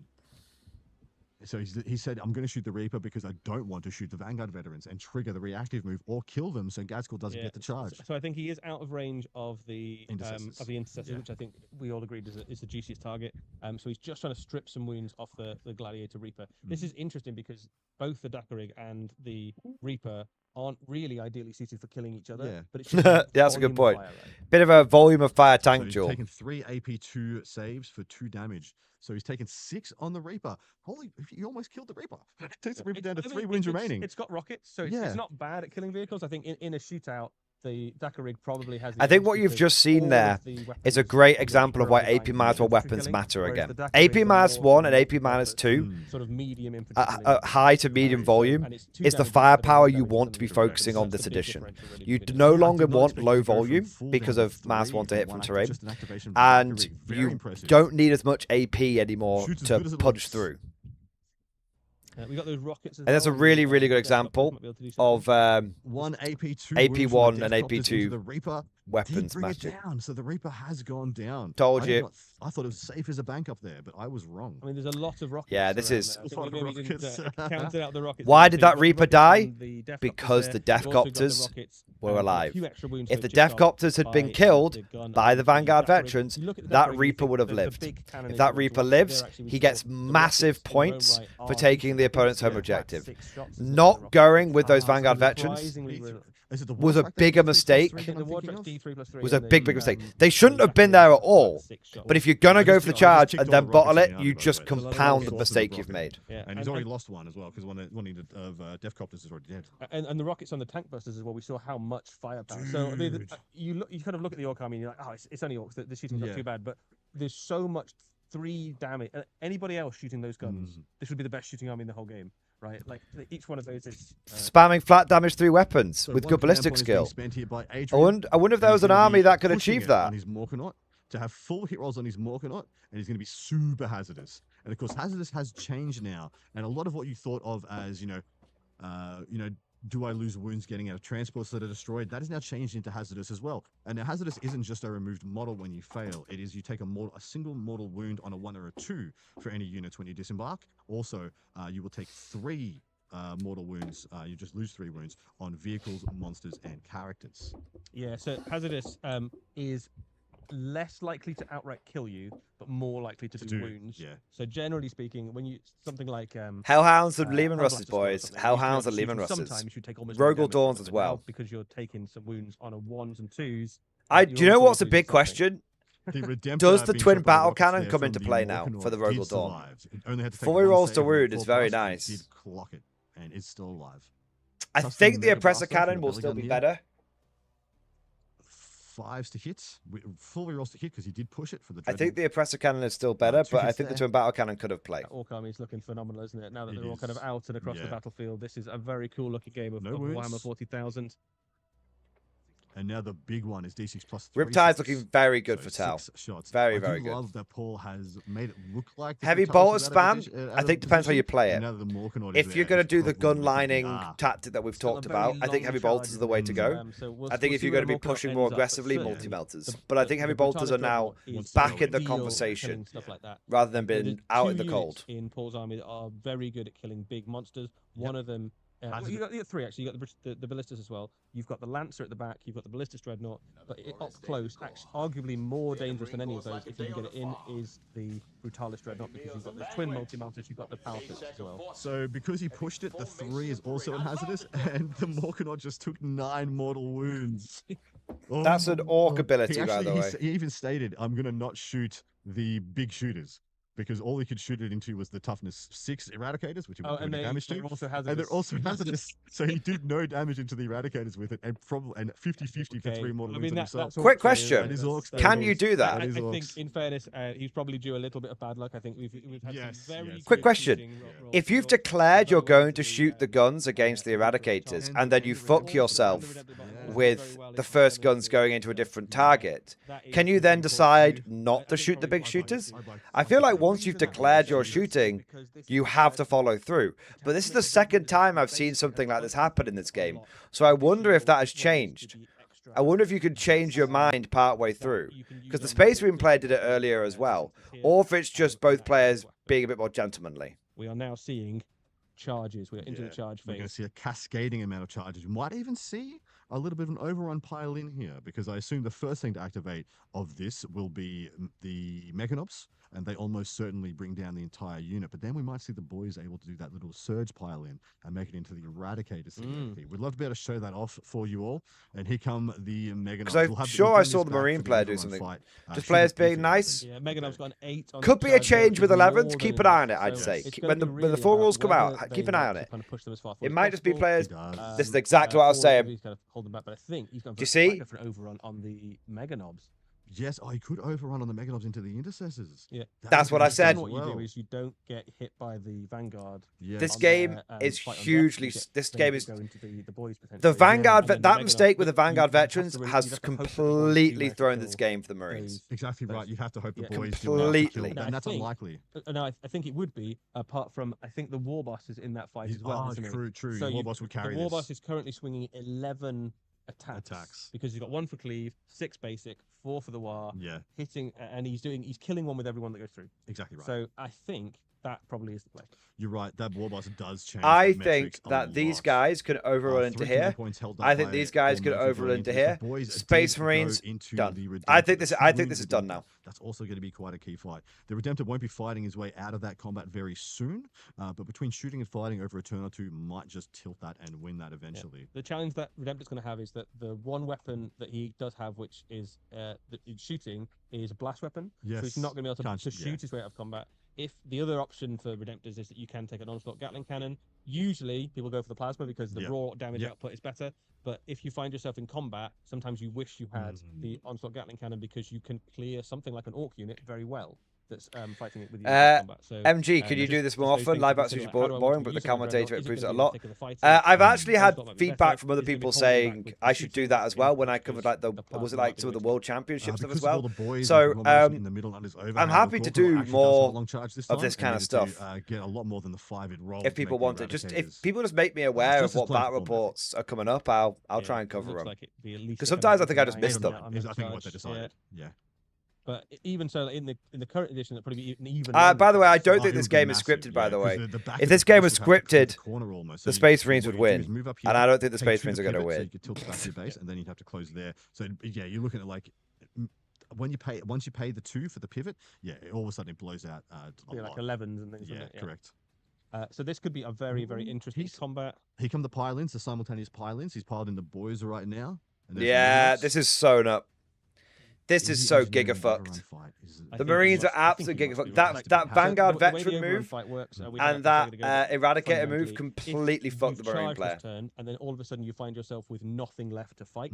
So usually that's because an enemy unit has been killed by another unit. You can make another pile-in effectively, and if you catch another unit, which is easier than you might think because the engagement range is 2, you can fight again. Yeah, so, huge. So you don't fight twice if you haven't you fought. Can fight if you haven't fought. I think that catch something and still literally get the Marine player just needed to play it very methodically, and they just got. We've all been there. Let me be clear. We've all been there. You think the game's going your way. You get overexcited. You overextend yourself. It's just stated because and then it just fucking swings back. We've all been there. I'm not actually lambasting the Space Marine player at all. I think he was playing very, very well. And if you lose a game because you got overexcited, it's an interesting choice. Would you? That's fine. I'd rather lose a game because I was excited than lose a game because I was bored shitless. Or it was a foregone conclusion. I'd rather lose a game on a mistake that I made than lose a game because I turned up and it was a bad matchup. Like, think about it. It's not actually a problem that the Marines might lose on a mistake. That's the way games should happen. You should lose because you made a mistake, not just because you built, not just because of rock, paper, scissors. Before they can overrun fight. Or do you fight into Gazgul for the extra value? I think you fight into the boys and try and maintain your. Do you get the choice where you fight as they go down? You fight on death. Yeah, I don't believe you have to. You have to fight into. You have to be an eligible unit in engagement range, of course. So some of them would have to fight into the Mega Knobs. And hey, it could swing if the Marines manage to. A minimum of 2. If the Marines manage to hold on, I think this one wouldn't have a choice. This one has to fight into the boys. I think everything else is. I think the big one is if a single Vanguard veteran, if a single Vanguard vet lives, another change actually, or the chaplain lives. Because your engagement range is more generous in terms of your targets than it used to be. So what you'll tend to find is that when you get into a big protracted melee, at the moment you're sort of stuck fighting the person you're touching. Whereas new edition, you get to fight more stuff. we just saw the The Marine fast player fast there, wants and the Paul rolled last really Vanguard well, vet mostly to 4 fall pluses. to So be he's the had one that's in 3 range with. invulnerables, so 3 If Vanguard one veterans Vanguard are vet dead so lives far. or the character lives, And this is the they beauty want to of the new be in system range of action. Gazgul. That's And what they now want to do. he has put it all onto the chaplain in that sequence, and all those 4 pluses paid out on the Rosarius.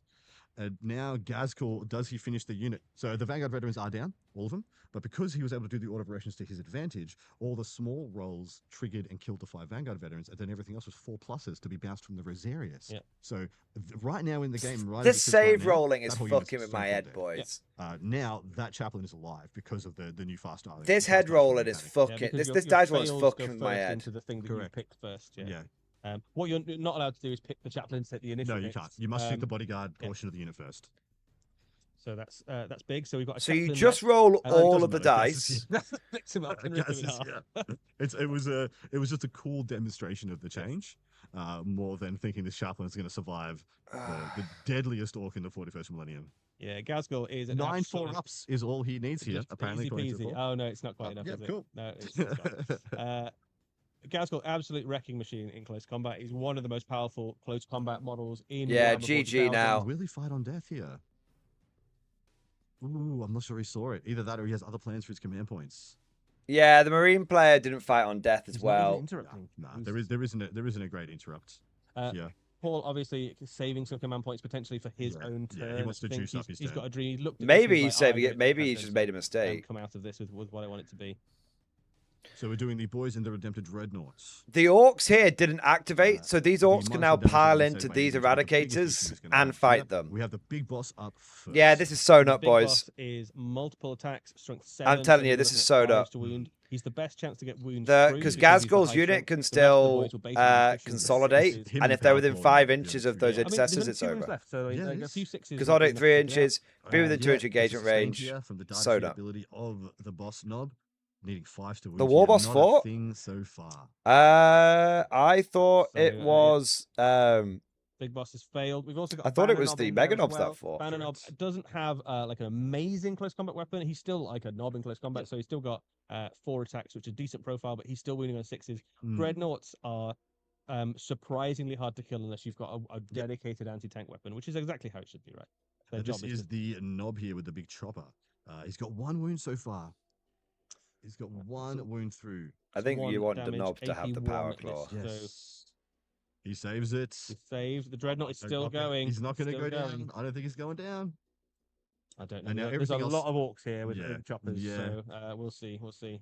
So and they've all got sustained as well from the boss knob. So we are about to see a bucket load of dice thrown at this Dreadnought. And usually there would actually be some questions about whether they all get to attack here, but because of the 2-inch engagement range, it's not even a thing. They're all in. Yeah, it's much easier now to mob a single Yeah. enemy character. So what happened occasionally in the last edition was that if you had something like a lone hero, especially in Captain. Will the America, Vanguard vets done much a of lone fight on attack death? you've managed to I don't get think so. with It's only on a squad, 4 up, you'd be I unlikely to get think. the whole unit into close combat. Chat will be able Because to the 2-inch confirm. engagement, you can basically get 3 I think if rows you'd of- got lucky on the fight on yes. death, fight into most Yes. combat. you could have taken the you can boys out almost with you. always get at least See, what- 10, if see, not even more models into a fight. What should have happened here Those were the hits is the in, Vanguard and now we're vets went into the Death strength So we Copter. are 5, looking, but we are got looking for 6s still. 6. and then they fight on 1, death into the 2, boys. 3, 4 so That far. might And so, enough. First half. from their turn into the orc turn. And how that Paul's swings the right game now. is the Death Copters are then dead, which means your Gladiator Reaper's alive. And then the Orc Boys are then dead, Just double which means checking that your they've Heavy got Bolt their- Eradicators they've got their don't correct- I get thought they did correctly sewn last up. And AP1. because that didn't happen- 5s in the pool.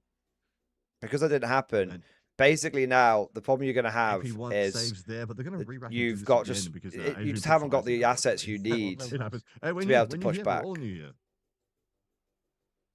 Amazing shot. Loving the terrain as well.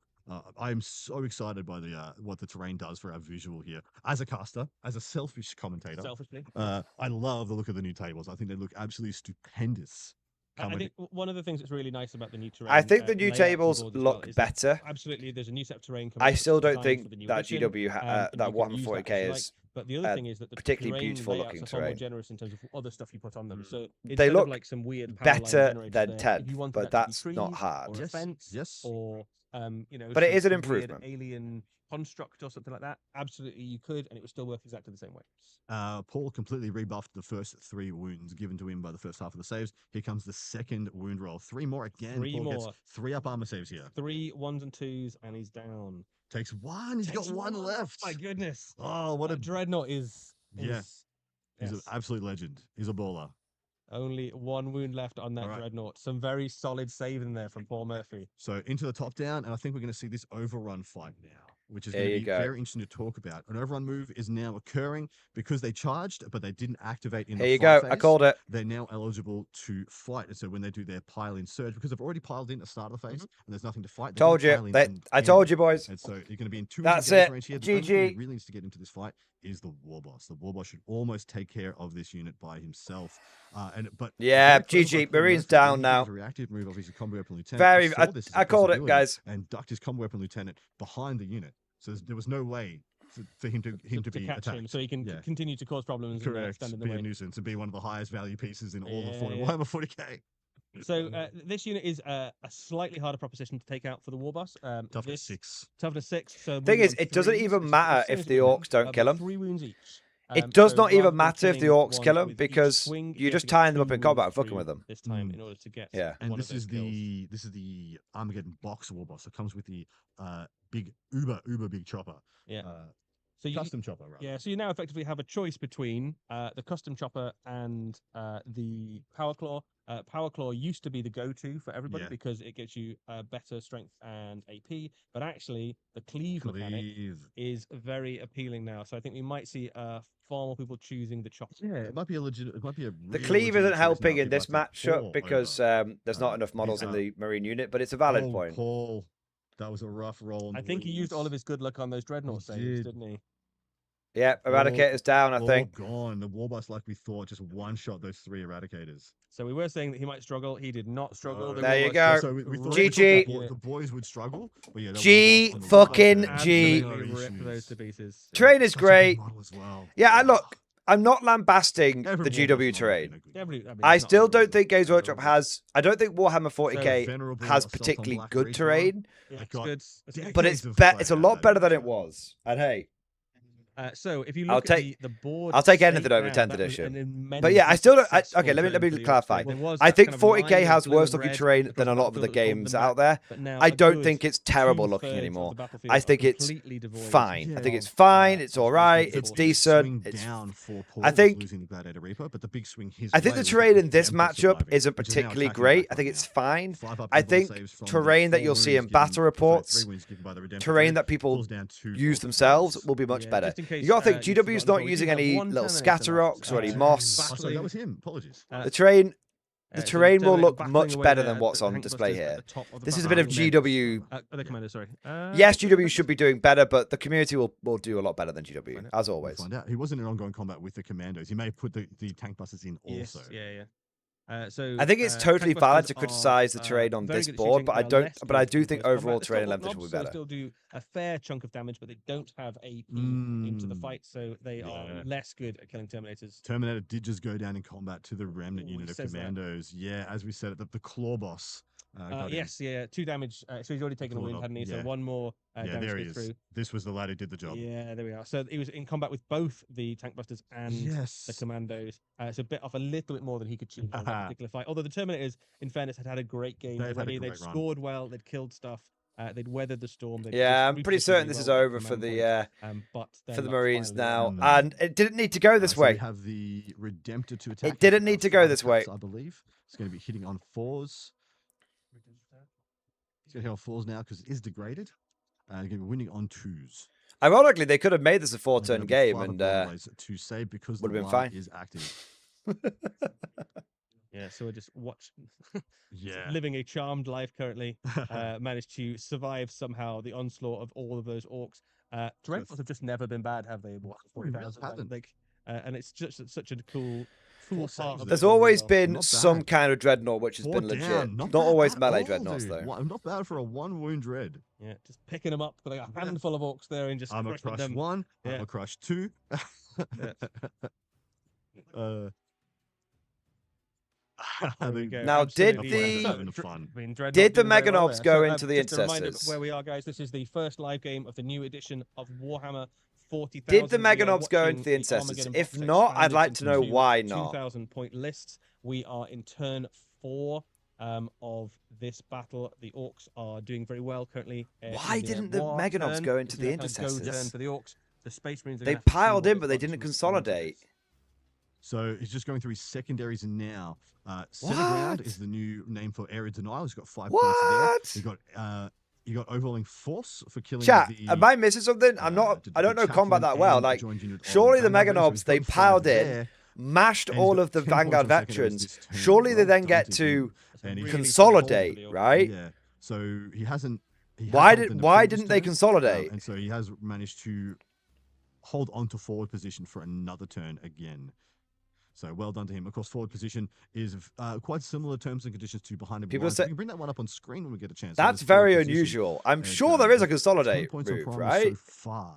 So great turn there for Adrian, rocking up about 20 points to his overall score, sitting 77 to 46. No, yeah, right now. Gaz Sorry, fought, 60, but you apologies, still 60, to 46. consolidate at the end of the And that is phase, thing that we right? tend to find They is were that saying how you could score consolidate more onto points later objectives in and the game stuff. in the newer edition Yeah. because you can bank Hold those the cards. secondaries. So where previously They you're like, literally I'm said- 20 points down, I'm never getting back in this fight. All of a sudden, you can have a turn where you can score that many points. They literally said earlier in the battle report, you can consolidate onto the objectives afterwards. How do you remember, guys? They did all the arrows and everything. They're like, look, it's so much easier to consolidate onto objectives now in 11th edition, and then they just haven't done that. Like they didn't. These Meganobs could have gone back here, or they could have gone here, or they could have gone here, right? So effectively, Adrian's No, has Consolidate changed in 11th before you fight? No, that's piling.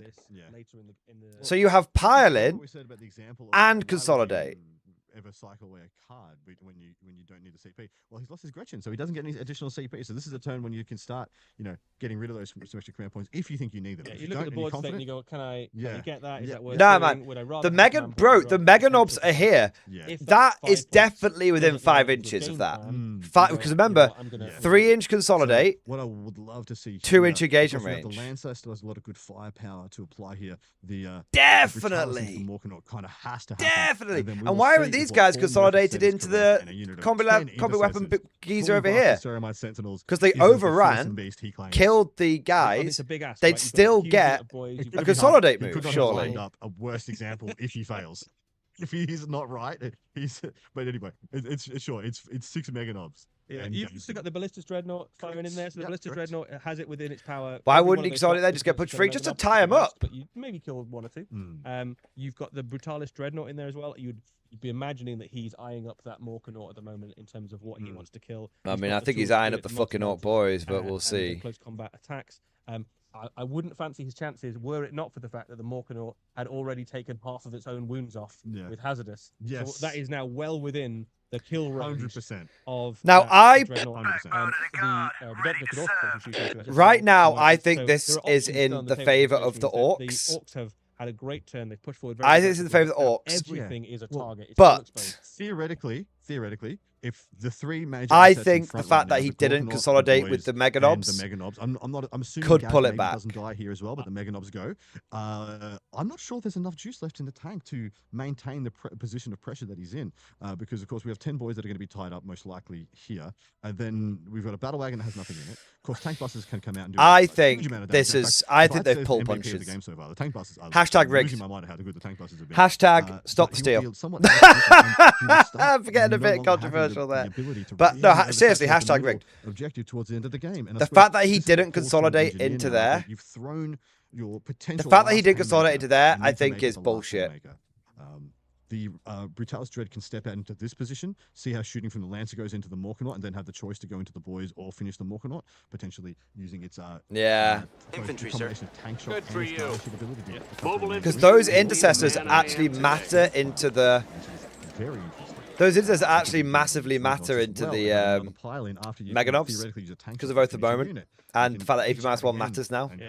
So they're going to have AP -1, So I think those are some 4 rolls to hit, +1 to wound because of Super Oath. we will get Tank Shock up on this. And they could potentially even charge in afterwards because there's a captain in there as well. Because it if they isn't wanted to finish it off, juicy as it was, you kind But of more units can use it. You much more. Units I can use it, think, but yeah. there's a little bit of paying the piper that comes along with it. So we'll get that up for you guys when we get a chance. There it is. Yeah. So this is crushing impact. This is what you. Don't fall back. Did it take battle as shock? Great Tank question. Shock. Learn train play. The Great first question. difference to note is that monster and vehicle can Yes. use this. Finally. So Yeah, if you I are think there's some a punches being Tyranid, pulled you're here. looking at this and you're like, yes. I finally, think there's some my punches infantry being stampede pulled. can Good crush for and you. stampede at the Mobile same time. infantry made me the man I am The way that today. it works The now Orcs is are doing you a select one Mike of the Tice units with Jake to Paul. charge, I'm gonna make that one of meme. the things that you charge into. I'm gonna make that meme. And you roll a dice for each of your toughness characteristics. If you roll a 1, you suffer a mortal Yes. wound, and if you roll a 5 up, the enemy unit suffers a mortal wound. So this is a little bit like all the way back to sort of your 3rd edition Tank Shock, Agree. right? Where it would be a slightly risky proposition to Tank Shock because you might take some. You can't small have arms players fire who on have the way been in, you playing might take very, some very blades and stuff. tactically and But have been it's, and doing very, very well. potentially still a Suddenly great start way to pulling kind of fucking deal with punches. la- What the fuck one is or two going on wounds to here? an enemy unit, It but it's is. not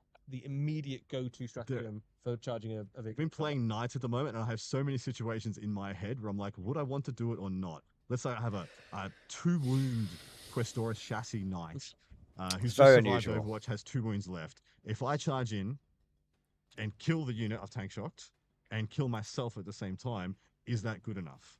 Or am I better off? Quick shout out to like, Half going in in stream. not Thanks for tank super chat. shotting? Thoughts so Or far? Excited for theoretically, painted. I think the 11th Freeblade, edition looks different to detachment 10th, that came out has which 4-up might not sound like a I big go in, statement, but I think is tank shy important and because I tank think a lot of high, people are so assuming it'll be and 10.5. blow up. I don't think it's There were so 10.5. many I think the ways game that will you feel could significantly interesting different. interactions there. Also, pre-brain train So it it looks should like be the good. Brutalis is actually Secondly, eyeing up the Nob unit. So second it's super chat, another Elijah Snow. Thank you perfect, for super chat. The Age of Last Can's ending. The Age of point. Vodka begins. I agree. Brutalis Dreadnought 100%. lots of attacks. Michael JJ, send the Marine player to the flagship. Send him to the flagship. It's going to kill itself. Send him to the Like, bloody it's exile, every man. it's Send him gonna to the penal solve itself. battalions. It seems to be Thank you, 60 damaging months, itself bro. without any, And any Clove, buffs. thank you for the double I gifted didn't do membership, He's man. anything also got over that there. Lancer as well, which does, is yeah. eyeing up the Morkanot. So Yeah. you would hope that the Lancer, after failing to do anything last turn, is due some luck. And I Morkanot's think the toll Space on Marines were terrain meant to win features this that Brutalis game. actually has a line as a wall. I So think you shoot the the Lancer first, lack see of what you're left on, overrun, because, of course, unless we've the misunderstood the Ballistus has rules, duality of purpose, can go for has Morkanot, or it been can go done for on the Morkanot. purpose. So he does have options there. and I- I like his choice for the Brutalis because the mortal wounds, like I said, have I a don't great know. upside against the very durable chassis on the Mega Knobs. Marines have So got the 4 the way command Brutalis works points. is that when it charges into close combat, you roll a dice, and then you get either D3 or D4. Rope a plus 20 dope, correct. dope wounds. big Really people good. pre-ordering That's 11. not a stratagem, so if you wanted to, you could potentially also crushing impact. So you could do a whole bucket of mortal wounds Absolutely. before you get to swing. Fuck's sake, When it swings in Fudge close combat, I think the version we're looking at here has the Talons, which it doesn't really matter which one you've got actually, because Yeah, the they're Mega both Knobs, good. They're both you're good Mega basically just Knobs. looking for rerolls to wound the Yes. twin linked. So it's a really solid. It's not over yet. Play Here we into go. Mega Knobs. Lancer shooting into the Morkanot, hitting on This could be a big one. fours. Rerolling one of them. He's already of missed course. one. It's not a great start. It is a miss, unfortunately. Of course, has a built-in reroll to hit, to wound, and to damage.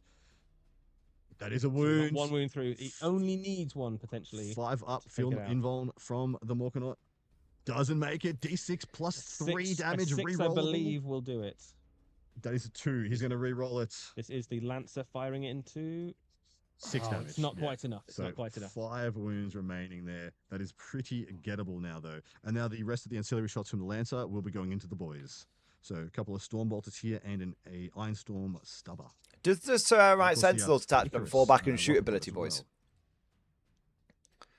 Couple of Oh. good quality shots here. He's going to wear down on this boys unit, and hopefully in his Can you mind put mean that 2 times his, speed board in? attempt to No, survive it's the- live. survives the battle. Well, that's the legend that Redemptor would be. Yeah, I mean the Redemptor's not. shooting Wait, is that to before, see if it's but I don't think pre-recorded? There's a mechanism within Let me have a look. this version of the Space Marine Army to fall back and shoot. There are some versions of Space Marines, Gladius obviously is an example where you have a mechanism that allows you to fall back and shoot with certain units. That wasn't in play for this particular one, but he's just trying to keep it alive, right? Just trying to pull it back and forward because it's the valuable plasma cannon. that's on Wait. this, Dreadnought is now going to be potentially very important. Yes, once again, risking hazardous though, which will be an interesting. It's live. Why can I speed it up? I would risk it at this point. It depends, right?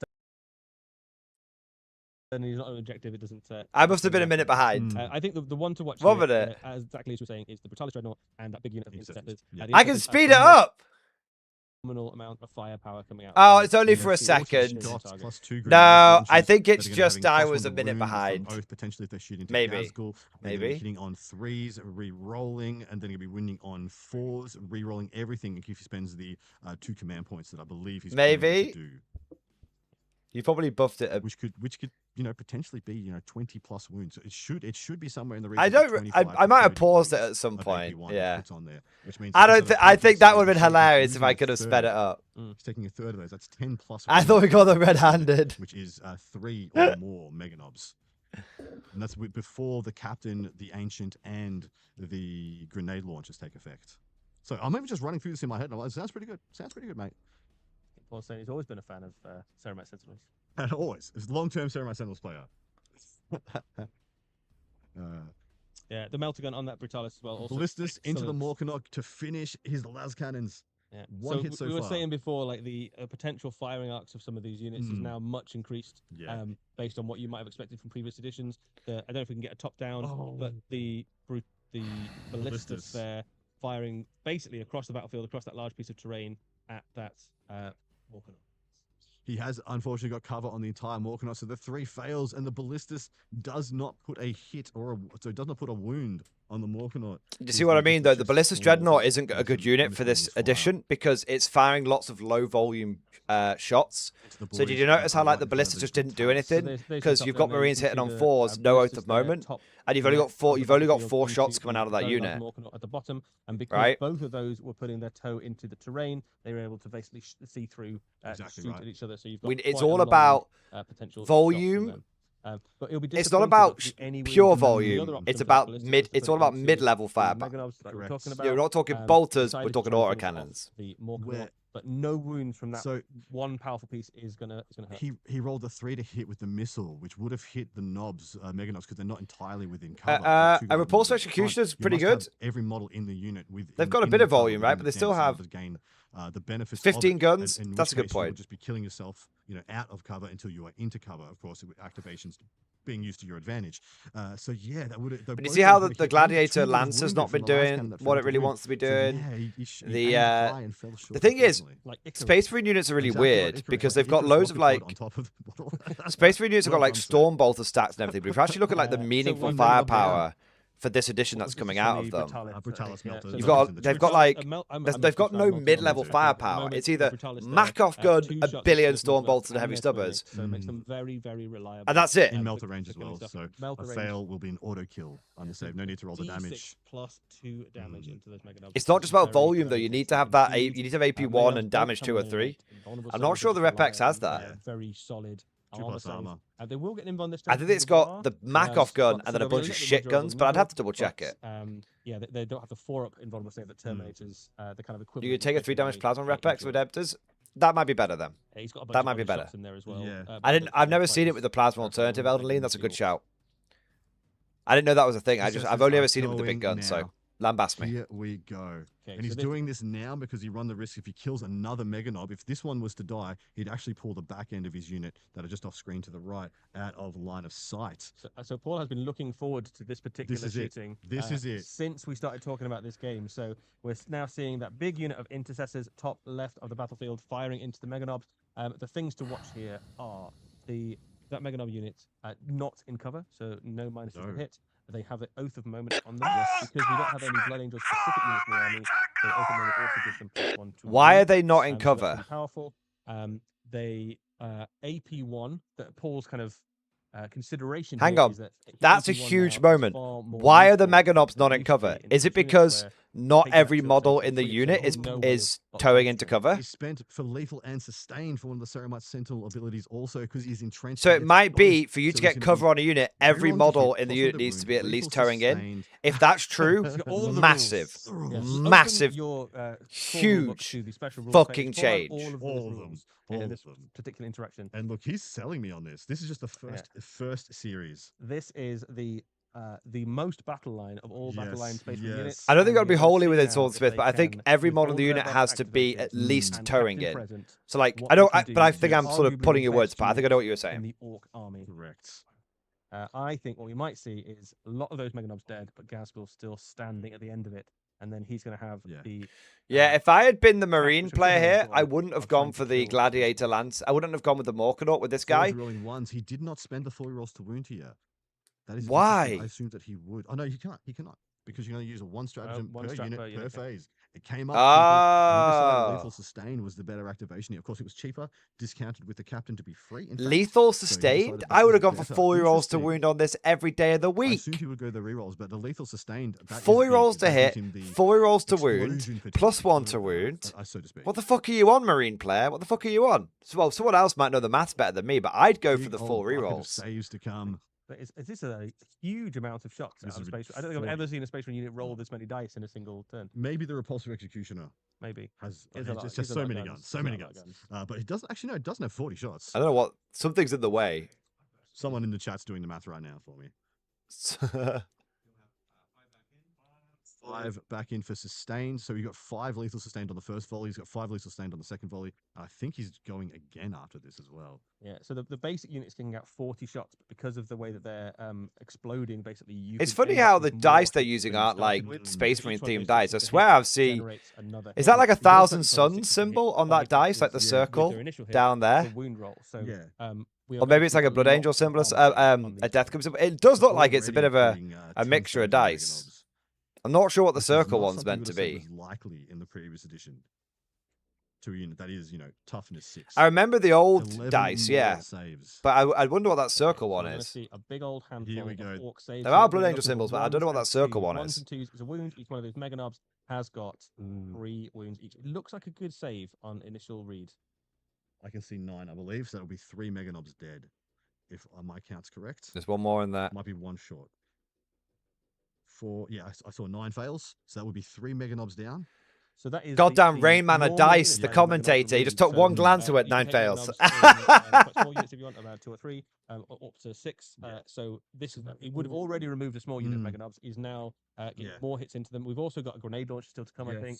The captain, I think, has probably got a gun of some sort as well. So but that's the big one. It's the captain and the banner now to come. Captain and the banner both have relic bolt guns, effectively. So they're just firing into that unit as well to try and get some more wounds stripped. All players usually got Lethal dice, that's true. sustains, Active these as well. 2 more wounds. There's the captain with relic Here is the shield. captain. Heavy bolt pistol is what he's got. Heavy bolt pistol. Ooh, another couple of saves failed there, just from the. Captain showing him how it's done. It's 3. He failed all 3 of the next saves from the ancient. The thrill pass, apologies. Yeah, these are 2 damage each. Does bring down another Meganob there with the ancient. So that's 3 down total. I don't think it's enough. From the captain to finish, and then it'll be the. I grenade don't think launcher it's as well, enough. I don't know. So, the captain, actually the worst model at shooting in that whole unit. He is, Everybody else has got a dedicated weapon. He's only I don't really think got that's a forearm. enough. But that's mostly because he's carrying an enormous relic shield. So He found another one. Makes another one. Yeah, just the grenade launchers left, I believe. It's close though. Yeah, so the grenade launchers will be. But I just last hit feel for the like 2-win Meganob there. I feel like might if get the Gaz finish lives, as it's well. just Going for the solid shots. So It's are we on kind of to solid irrelevant. 4 dead Theoretically. so far. That's pretty solid shooting. There from the Space Yes, Marine that is solid Intercessors. shooting. I think we might be sold. I think Yeah. Paul might have sold us on may. Space Marine Intercessors led by a captain. Has sold me. Oath of Moments for the reroll. 2 hits. Winning with +1 to win here. Should be winning on 2s. With rerolling 1s for being entrenched. Just 1 into a 1 there. that's Make one 2, so going to a 4-up save. I'm pretty sure. Oh, fails on both. Sorry, he failed both saves. He did roll 2, but didn't need to. D3 there. Only 1 will not take down another. He does take it down to 1 there. So that's very good shooting there. So that unit Does- has gone from the most terrifying unit on the battlefield to effectively Gaz and a couple of dudes. Yeah, but that's all it pretty needs. cheap. That All was it needs just is Oath of Gaz. Moment, and 1 free command point from the captain was able to take down 4 and a bit Meganobs. Yeah, and this is the Those Ceremonic Meganobs Sentinels, would I be believe, dead came from the Eye of Terror. If the Reaper was still around. factions. So that is a Not killing that defensive Reaper, I ability think, has space. cost. 2 Meganobs. Not killing and those Death Gaz, Copters, of I think, course, has one of cost the Meganobs and 1 Marines. win left, and now we have the librarian activating now. Strength 6, he has hit I in mean, there, there's some and of little course, a bits beautiful coming time to in, talk but I about think if Gaz Psychic. lives, he Sounds basically like a clears Psychic things up now. on This his is own. big. So psychic, rather than being it used to just be a keyword on a power. Psychic now. People are saying effectively it's a allows pretty you to dull battle ignore report. modifiers. I to agree. ballistic skills, I and think so. Innately, I- it's very similar to. I Ignore, think that the format cover, that Games Workshop but went it's for here better was a than big that because mistake. You can also use it on stuff that negates. Big hit mistake. rolls I'm not on saying the- I And think in playing combat this as well, game would be combat, fun, so but I it's think something like watching it, Thorgrim, who has an who is -1 to hit in combat all I the think the time, format and you they've just gone for ignore it here with psychic is attacks, which the seems wrong way of doing appropriate it. against a Demon Primer. He did drop another. He did drop another one. So it's one It's the Meganob and guys, Gaz it's the from- format, and not giving us necessarily the 6 game camps, itself. just one Meganob. And I'm no GW ball Not washer, bad at all. I'm but it's a impressed. very. Paul Murphy, you have impressed me. They did. I'm just going to pull the volume down here a second so I can talk to you a little bit about this. So basically, what the issue with the format of this game is that it's really good if you like sort of a top-down, sort of clinical analysis of the game. If you want a more competitive analysis of the game, Just roll high enough with his charge that he's going to make Gaz. He's going to make it to Gaz. that's awesome. Because usually you would not declare that. Because you wouldn't declare going into Gaz instead of going into the boys because you risk failing. That's quite a big thing. So yeah, so do you see what I mean? Like there are exciting moments happening right now. Oh my God! You know, the Charge Red not making it to Gaz and everything. Like this. Do you know what I mean? Like this should be a really exciting game, but the format that they've gone for is totally wrong. The format that they should have gone for this game, they should have just had 2 guys in a room. Like they should have gone almost El Clasico in my mind. Not necessarily the way that I do things. You could have still had like the top-down camera. You could have still had the. You could have still had like. You could still have the camera, but the problem is like we are like detached from this game. I think they really should have had this. If it had been me, I would have had just the 2 players playing the game commenting on it, be like, "Oh my God, Brutalis Dreadnought! Ah, he's only gone and done it. It's do you see what I mean?" This is all wildly new. This is so exciting, guys. So because he didn't have to declare a target for his charge, But you see what I mean? Like it's the format I think they've gone for, which is the issue. he was able to high roll, get into Gaz, which shuts down the heroic, which lets the intercessors who would not have charged at all otherwise make a charge into the boys. And I got to say, oh my God, that is very exciting. This is going to be a very cool combat as well. Now, I would not write the orcs off out of this combat. Absolutely not. Absolutely So, that Brutalis goes in. Brutalis very good at killing stuff. They're very good at dishing out pain. Gaskell has an invuln save. I think Makari's still kicking around somewhere in the mix. So I would imagine what will happen is... This is a pretty cool moment, though. And then we were left with either Gaskell or Gaskell and Makari still going, and they will, in all likelihood, kill the only thing that could happen is he high rolls the impact models, and then with crushing, he does the new tank shock, gets rid of Makari. Yes, that's the only way he does this. If he's able to kill that Meganob with the crushing impact, and then use the new version of tank shock to get rid of Makari, then he can get Gaz. Then he can get Gaz with the actual attacks of the Brutalis. I think I think Gaz still has an I think the he does. Still wouldn't be a done deal. I think not consolidating with the Meganobs. Opportunity, and he seized it. He did. Seized it. That was so cool, guys. If I was being charitable, I'd say it was a mistake. I know we've been talking about Gaskell a lot. The other fight is also very cool. You've got Space Marine Captain in the mix there. You've got an old War Boss in the mix there. You've got a big sort of. That's like Varak couldn't hack it and ended the misery. What really? Varak, what minute? We are. That is a cool visual. Is that actually true? That is pretty You've much. even got the banner there. He's trying to get to the middle of the battlefield to plant the banner in the middle of the building. Yeah, this is cool. This is pretty much the intro, the cinematic we had at the start of the It's like we planned the whole thing. Yeah. We didn't plan any of this, by the way. We didn't tell. Oh my God, it's true. How to play this game? We said just deploy right. and then wait for our go. Let me turn this off. I'm just muting it for a second. Varak stopped streaming. Varak actually stopped streaming. He apologized to his viewers. What do you mean he apologized to his viewers? I made a mistake. I'm sorry. Wait, what? Right, we'll come back to that in a moment. What the fuck? Okay. Okay, so we're just hearing from the battlefield. This might be quite significant. Yes. That's insane. quite significant is that That's Yeah, so the insane. Mortals and the I Brutalis, didn't think he it was jumped ahead that there, he thought he bad. was gonna But do this is the an upset for thing. some reason, so he I'm was a gonna more jump in and taught. do the So Mortals and the I think Brutalis. it's I'm a He did, tournament He was player. excited. So He I got lost don't in the really mind sauce. things being a This is bit the more best of us. like clinical, You just top remember down that. and stuff. But this is what I was saying. They've gone for completely the wrong Three format flat, 3 mortal wounds of here this now. game. So we'll need to make a feel no pain to save this Mega Knob. Ooh, 1 wound remaining. the Mega Knob, I believe, It's is because this is still- very is it on the 10th other right? edition. No, the other one was Like in terms of like, we'd like to see him do crushing impact look, as we'll talk well, about it at the yeah, end. We'll just to talk about it try at the and end, finish that. okay? It's more that he needs to get to Getting rid of Makari.